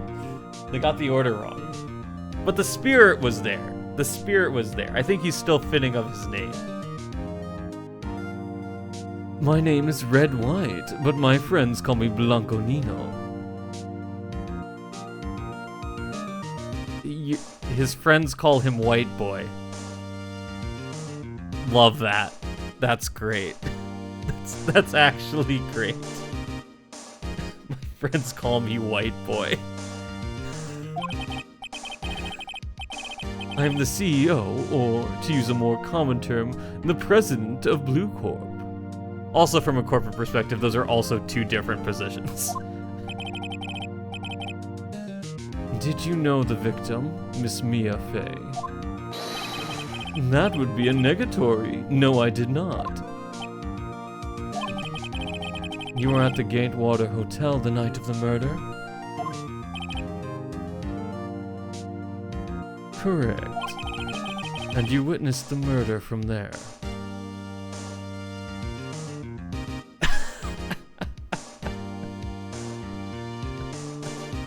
That's a good one. That's a good one. Why tell you what you already know? Very well, Mr. White, you may begin your testimony. I can't rip this guy's testimony apart. I'm done for. Why do I always feel like it's the end of the world and I'm the last man standing?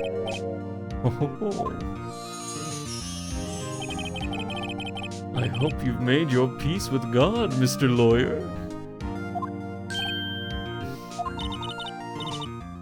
Let him have it, Phoenix.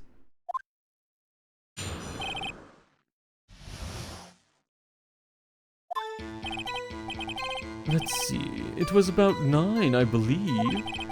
I was quietly that's reading to you some papers by the window.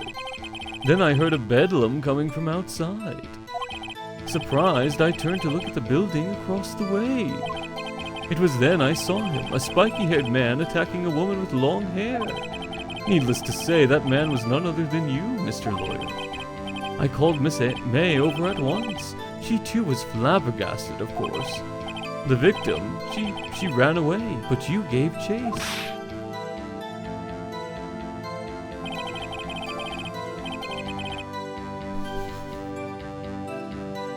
Finally, there was a terrible impaction, then it was all over. I hope you made peace. I hope you made your peace with God, Mr. Lawyer, because I'm about to send you to him. Same-day shipping. That's good.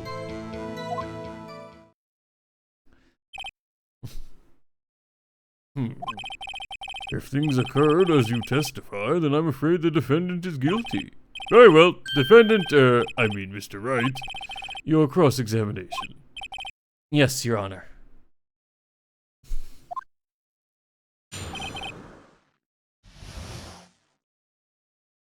Let's see, it was about 9, I believe. I was quietly crucified, or that's reading to you some papers by the window. Then I heard a bedlam coming from outside. Surprised, I turned to look at the building across the way. It was then that I saw him, a spiky-haired man attacking. Needless to say, that man was none other than you, Mr. Lawyer. I called Miss May over once. She too was surprised, of course. What was Miss May doing at the time?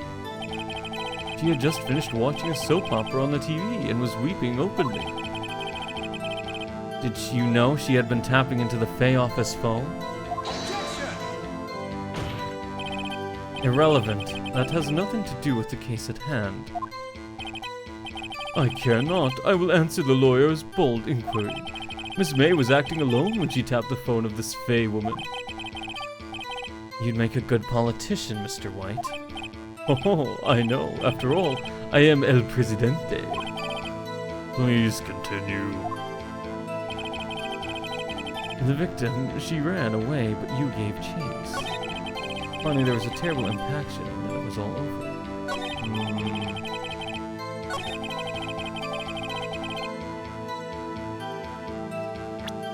Let's see what we have. Conversation. Hold on. Oh, sorry. Nope. I'll speed through that. Accidentally did the same thing twice. What was it? She ran away, but you gave chase. Can you be a little more detailed about that? I think it's worth knowing exactly what happened. Of course, comprende. I understand. The victim was attacked by you and ran to the left. You gave chase and struck her down. Are you sure? As you know, I am always absolutely perfect. Perhaps you could change your testimony to reflect this new detail. The victim ran to the left and you gave chase. And of course, we have May's testimony.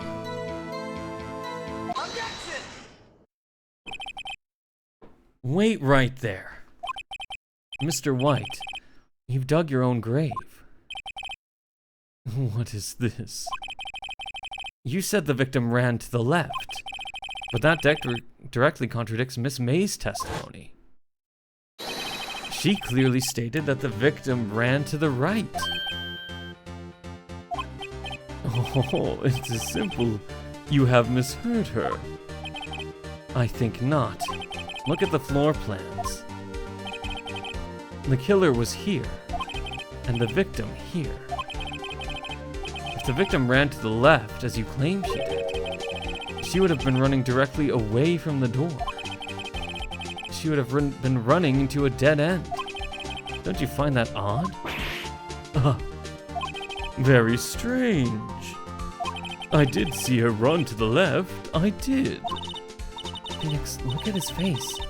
I don't think he's lying about this one. True. Maybe he really did see the victim run left. So he did witness the killing. Wait a second. Mr. Wright? Yes, Your Honor. Miss May says right and Mr. Wright says left. Can you explain this contradiction to the court? Mr. White is right, but that's... As Mr. Wright has testified, Mia ran to the left. But if that's the case, why would she run in the opposite direction from the door? She did not. She was running towards the door, Your Honor. Well, now you're the one making a contradiction, Mr. Wright. Not at all. Obviously, the witness was not viewing the crime from the hotel. Mr. Wright, what do you mean? Yes, what do you mean? He was not viewing the crime from the hotel. If he was not in the hotel, where could he have been? In the law offices of Fay & Co., of course. More specifically, he was standing here. Time to show the court where Mr. Wright was standing. Take that! And this is where he was.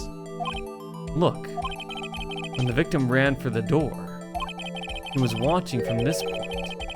To him, it would appear that she ran to the left. Please, this is no time for jokes and ill taste. That is where the killer was standing.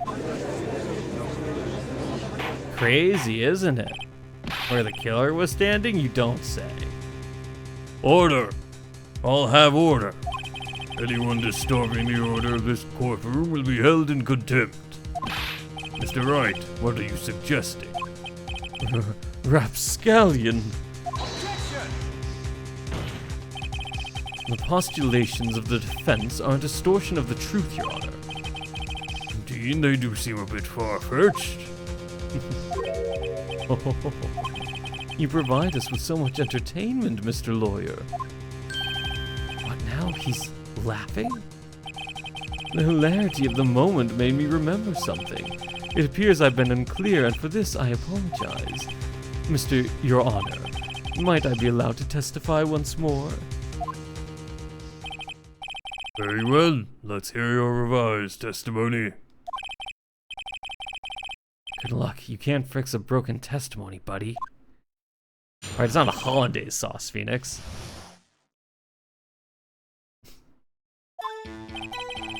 Miss May's testimony was correct, as was mine. When you assaulted the girl, she first ran to the left. And then you hit her savagely, that is what I saw. Next, with the last of her strength, she ran to the right. You chased her and delivered the final blow. That is what Miss May saw. You see, you hit her twice. Don't you remember, Mr. Lawyer? That does seem to make sense. Will you be cross-examining the witness's testimony? You bet I will. I mean, yes, Your Honor. She ran to the left. This was mine. First ran to the left, and you hit her savagely. Next, with the last of her strength, she ran to the right.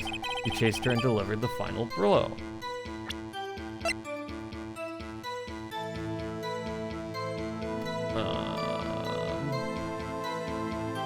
What's this? this where I want to do this? Maybe.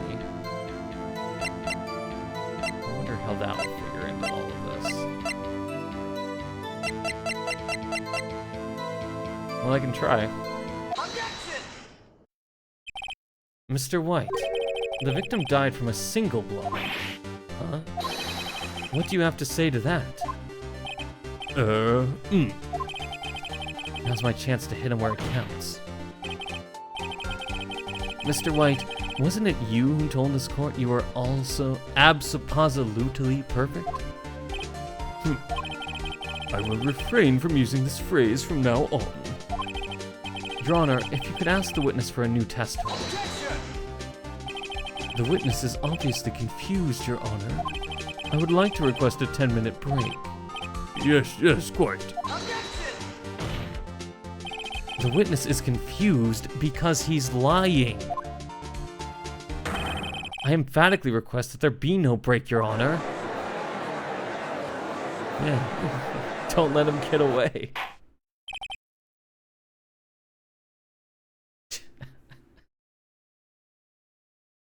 Yeah, I think that hair dye is leaching into his brain. If the witness would care to revise his testimony. Crowd's on my side. No slipping out of this now, White. Mr. White. Oh, okay.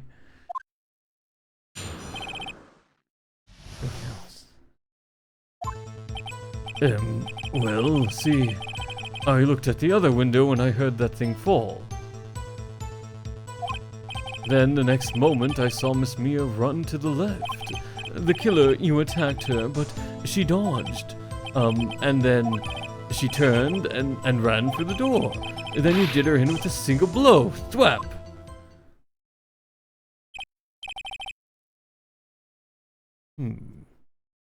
Thwap indeed. Very well, you may begin the cross-examination. Mr. Your Honor, my stomach, you see, it is hurting. Deal with it. This is almost over. Okay.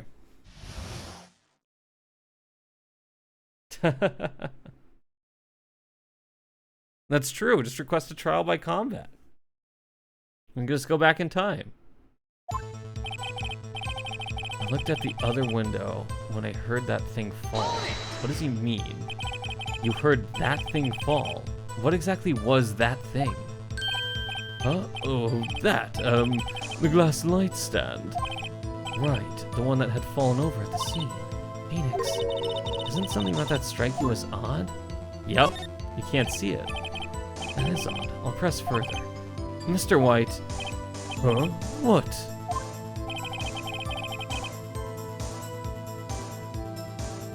Hello, Hell Slices. Welcome back. Yes, I am jumping right back into another game full of reading.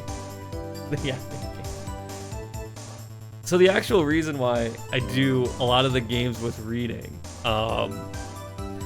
is actually, since I'm so small, and usually if there are any viewers, it's like 1 or 2 people or no one at all, it just gives me something to do while I'm playing the game. It gives me something to speak instead of just sitting here in silence. Also, I just love a good mystery.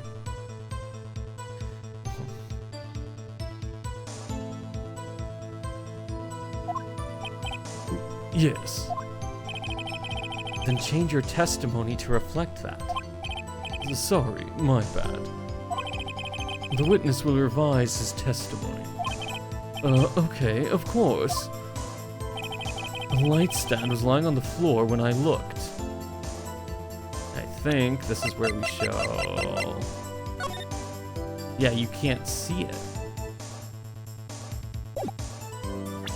Objection!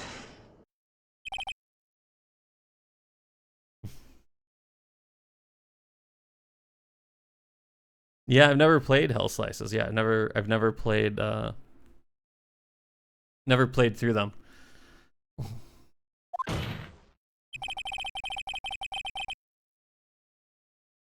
It's impossible for you to have seen that glass stand. What? Look at this. These are the floor plans, the scene of the murder, yes?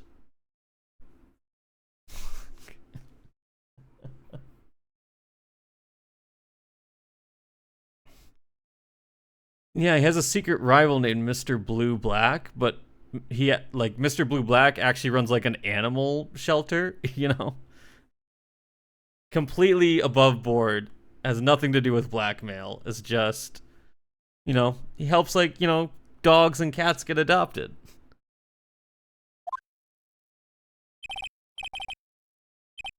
Correct, Your Honor. Now look. If you were to look through the window at the office, this is the area you would be able to see. Here. Well, note that the stand is not within the visible area. Well, Mr. White?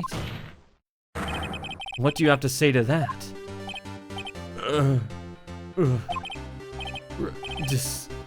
Ridiculosity. Mr. White, if you were in the Gatewater Hotel as you claim, you could not have seen the stand before it fell over. In fact, you wouldn't have been able to see it after it fell either. There's no way you could have recognized the broken shards as a glass light stand.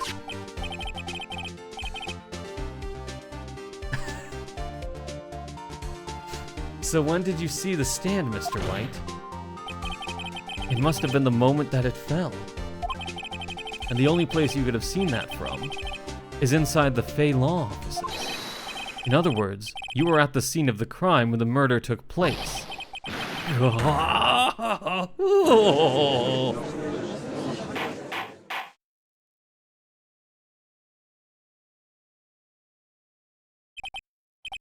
Mr. White? Mr. White? You did it, didn't you? Your Honor, I Miss Mia. Looks like we're about to get our verdict. Objection! That's far enough, Phoenix Wright. What? Ugh, I forgot about Edgeworth. Mr. White, I think the time has come. Shouldn't you confess your crime now? What? I said you should confess your crime. Ergo, confess that you placed the wiretap. The wiretap?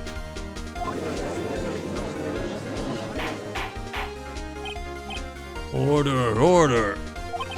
Mr. Edgeworth, explain to the court what you mean by this. Distinguished members of the court, Mr. White is slightly confused. Allow me to explain. I really don't like the way this is headed. As you know, Mr. White is the CEO of Blue Corp. He ordered his secretary, Miss April May, to tap the law offices of Miss Fay. What does that have to do? Your Honor, the question is, when was the wiretap placed in the office, and by whom? No, you wouldn't. Mr. White, in order to place the wiretap, you entered Miss Fay's office. Am I correct? Correct. Oh, no worries, Hell Slices. Y'all are more than welcome to come and go as you please. I hope you're doing well. Correct. You are correct. Most correct, Miles. Give me a break. Yes, in order to place the wiretap, I breached the Fay & Co. law offices. And that is when I saw that accursed light stand. Now I'm confused. Please explain to the court what all this means, Mr. Edgeworth. Gladly, Your Honor. Mr. Phoenix Wright has made his position quite clear. He has determined that Mr. White knew the glass stand was in the office. He has shown that there was only one time Mr. White could have seen the stand, at the very moment of the murder. Thus, Mr. Wright would like you to believe that Mr. White was the murderer. I see. However, it is a fact that Mr. White had been to that office well before the murder took place. When he went to place the wiretap, he could have seen the glass light stand then. Ergo, Mr. Phoenix Wright's theory is revealed for the baseless conjecture it is. Is it? I'm looking forward to the music because it's already starting off as a banger. Mr. White, you will testify to the court about this wiretapping. Leave it to me. I feel faint.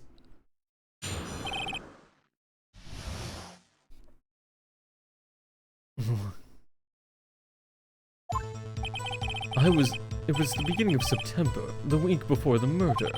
I had entered the Fainco law offices. Of course, I had done so to place the wiretap. And this is when I saw this glass light stand.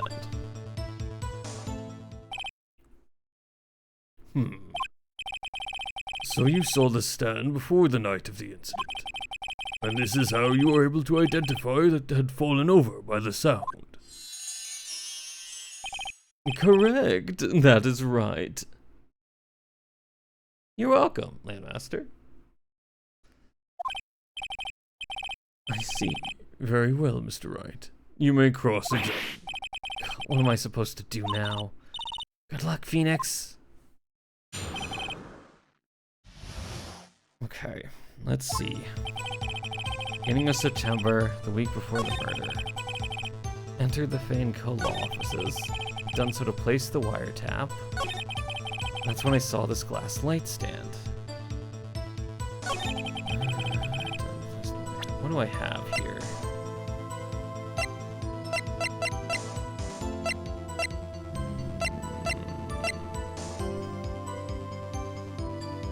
But how is it obtained afterwards, though?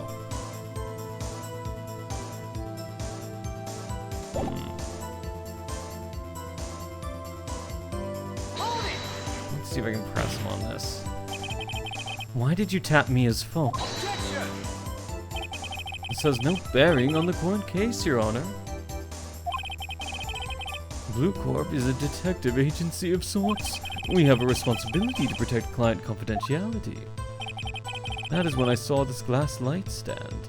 Let's place the wiretap. Let's see. Maybe press on how we entered them. Was it really you that went into the office? Or was it Miss May? Unidentified fingerprints several days old were found in the Fainco law offices. Those were obviously Mr. White's. I know Edgeworth has already run a check on those prints. Now, Mr. White, tell us why you went to the Fainco law offices.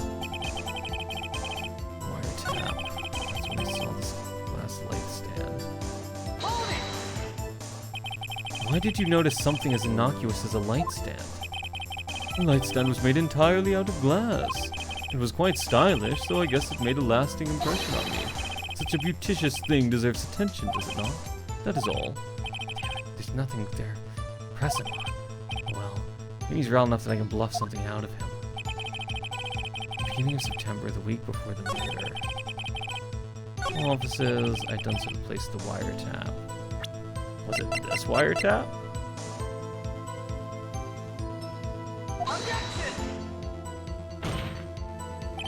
Your Honor, that statement contradicts... Oh no, I've lost. It does? Gosh darn it. Ooh, that did not work out for me. I mean, of course. It's just something about Miles Edgeworth, you know? He's clearly British.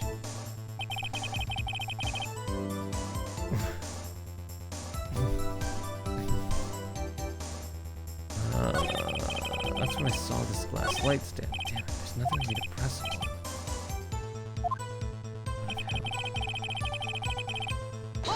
Let's try everything. Do you have proof? Yeah. Miss April May knew the details of Miss Faye's phone conversation. This proves that the wiretap was placed before the murder. Right. Yeah, okay. So it's something that I have to have here.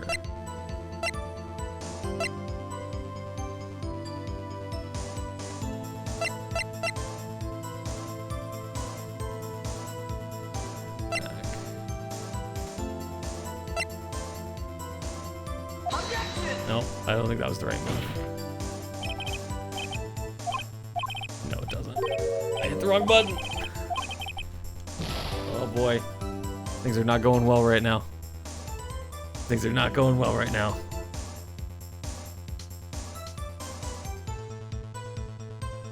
That's fair. Yeah, I could have tried to say...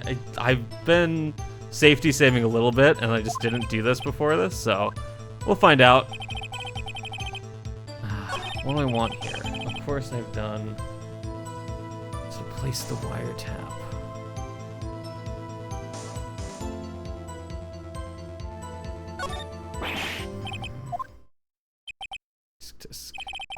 I'm afraid that's as far as you go, Mr. Wright.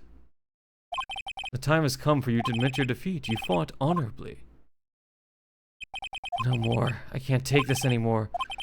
Are you giving up? Yes, Your Honor. Did I hit the wrong button? Probably. Phoenix. Or maybe that's what I was supposed to do. I agree. I am also, will admit, I am pro save scumming. Like, when I play through Fire Emblem, I'm not afraid to save scum to keep people from dying.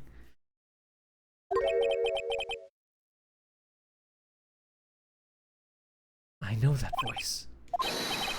Mia? Never give up, Phoenix. Mia? I just pass out? Where am I? The waiting lobby. What happened? Oh, right. I lost the trial.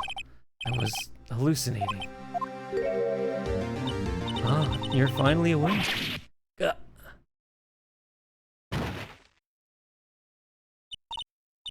Hey, Phoenix. That's no way to greet an old friend. Phoenix, I want you to look at me.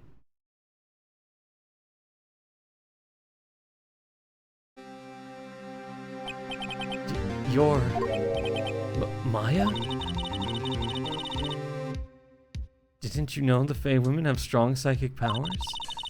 When you accepted your defeat in court, it appears that was enough to awaken Maya's true powers. So Maya is channeling you, Mia? That's right. I am Maya. But I'm also Mia. Now, I want you to listen to me, Phoenix. Maya never gave up. You can't either. And that's what I came here to tell you. But we don't have much time, Phoenix. Now listen. You've already won.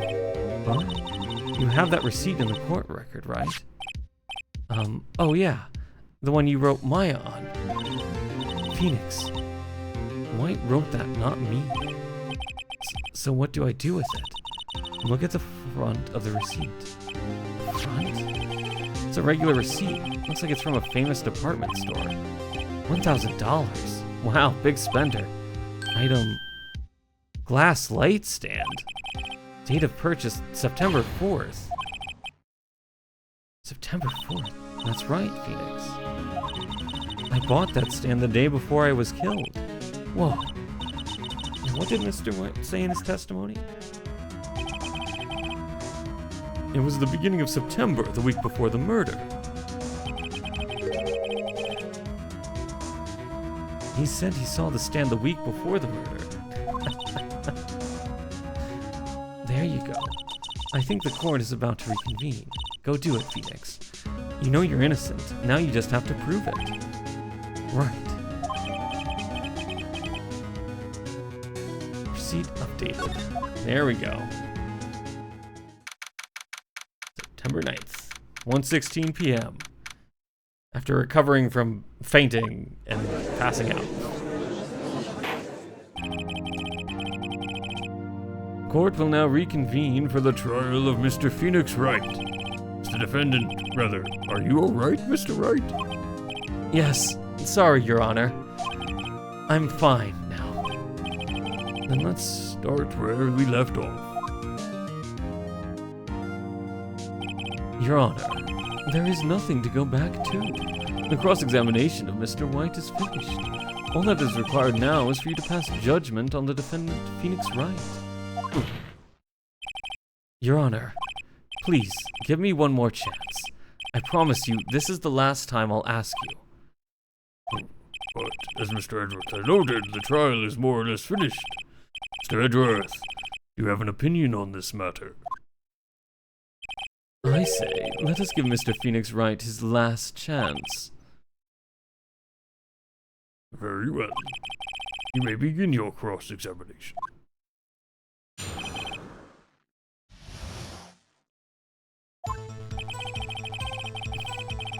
Well, we know what this one is now. Objection! Look closely at this. See the word Maya written in blood? Well, you're grasping. I think not. Look at the other side of the receipt. The other side? Your Honor, you should tell the... Would you tell the court what is written on the other side of the receipt? Well, a glass light stand. And the date of purchase? Why, that's the day before the murder. You see, Mr. White, when you allegedly entered Fay & Co. law offices at the beginning of September, the stand could not have been there. You're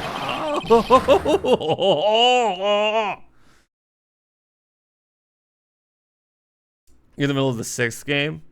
I got a long way to go before I get there. Have you also played, like, the Great Ace Attorney or, like, the Edgeworth spin-offs? That's right. Can't get out of this one, can you? No, it's impossible. Uh-oh. He's losing it. Well, Your Honor, I understand there must be quite a bit of pressure on you. But I think you'll all agree you can't judge me guilty under these circumstances. Very well. Then that is all for the trial of... Objection!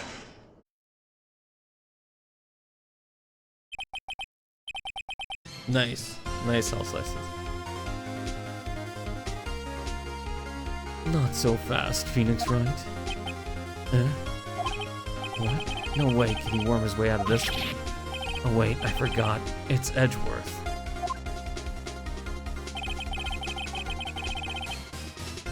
There's a certain thread of logic to the defendant's claims. However, there is no concrete proof that Phoenix Wright is innocent. Ergo, I would like to request one more day before Phoenix Wright is granted his freedom. I need time to make one more inquiry into this matter. Another inquiry? This isn't going to be another one of those updated autopsy reports. This guy just makes up evidence as he pleases. This is bad. I don't know what to do. I will save scum here, because I don't know what the right answer for this is. Let's object. Mr. White's guilt is obvious. There is no need to prolong the trial any further. Well, Mr. Edgeworth. If anyone is going to call Mr. White to trial, it would be me, the prosecution. I need a day to ascertain whether these new claims have any basis in factual evidence.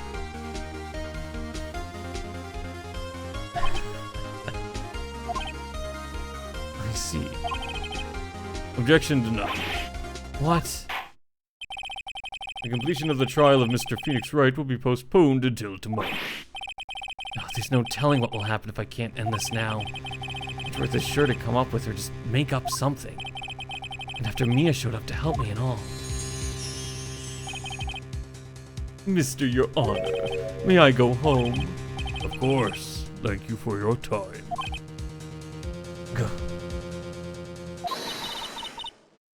The witness will stay. Mia? Phoenix? Read this note out loud. What's this? A list of people's names in his handwriting. Your Honor, if I may. You're quite persistent today, Mr. Wright. You bet I am. My life is riding on this one.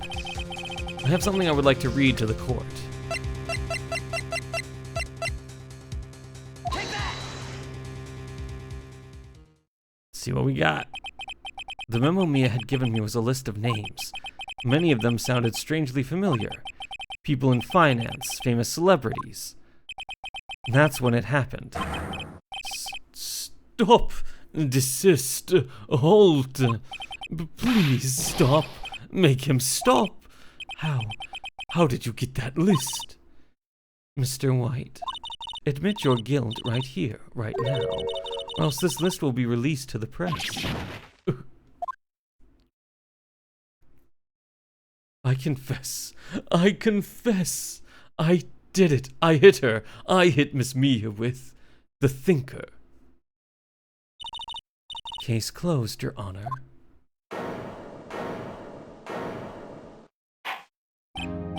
Well, I see no reason to continue this trial.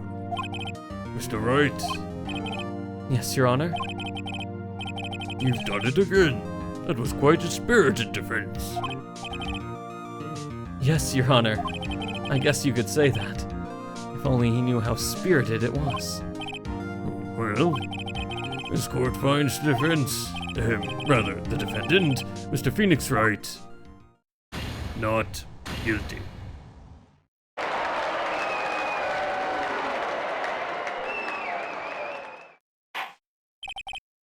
That is all. The court is adjourned.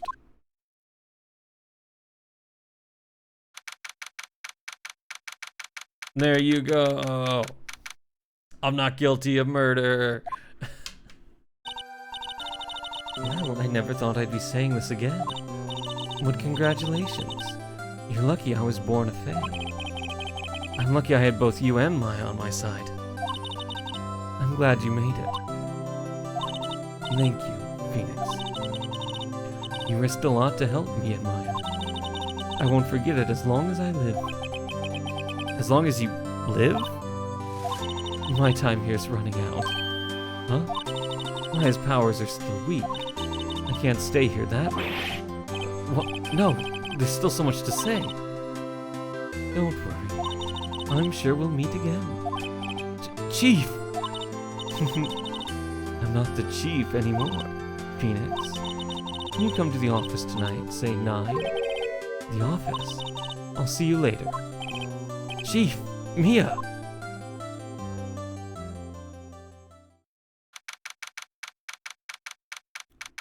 I'll show up 2 minutes late? Come on. That's true, yeah. I wasn't expecting Mia to die so quickly. They should like, here's this character. 5 minutes later, dead.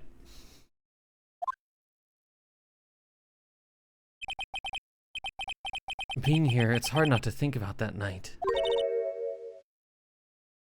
You came? Mia? I was kind of worried you might not. Of course I came. Well then, I'm pretty hungry. How about a burger? Mia? You should see your face. Mia? What are you talking about? It's me, Maya. Maya? What? Did I look like my sister? Look like you were her. I might be able to use that. Oh, Phoenix, go to the store and buy me lunch, would you? Maya, why are you here? Because of this. See, Mia wrote me a letter. Take care of Phoenix for me. Take care of... Huh? She means the office. This office. Someone has to help with the new Wright & Co. law offices, right? And who better but me, Maya Fey, reporting for duty. Wait, no. On second thought, let's make this casual. Yo, Nick! Maya here, ready to get down to business. You don't mind me calling you Nick, do you? It's a great name. Mia said that's what your friend Larry calls you. Nick. You know what this means. We're partners. You know, when I think about it, it is Maya's fault I'm here now. But if it wasn't for her, I'd probably be in jail. Wright & Co. law offices. It's got a good ring to it. Yeah. Thanks, Maya. Oh, that's cute. Good luck, Phoenix. I'll always be here watching.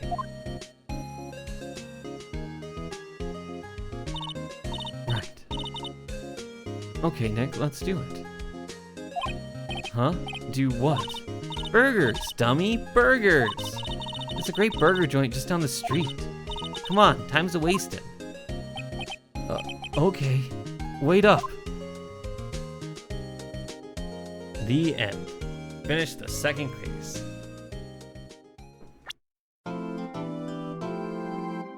Brand new episode's been added.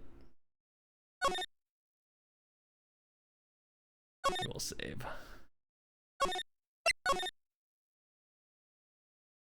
All right. Well, for there, that's where I'm going to call it for the night. I hope thank y'all for hanging out, for staying around, and hopping in.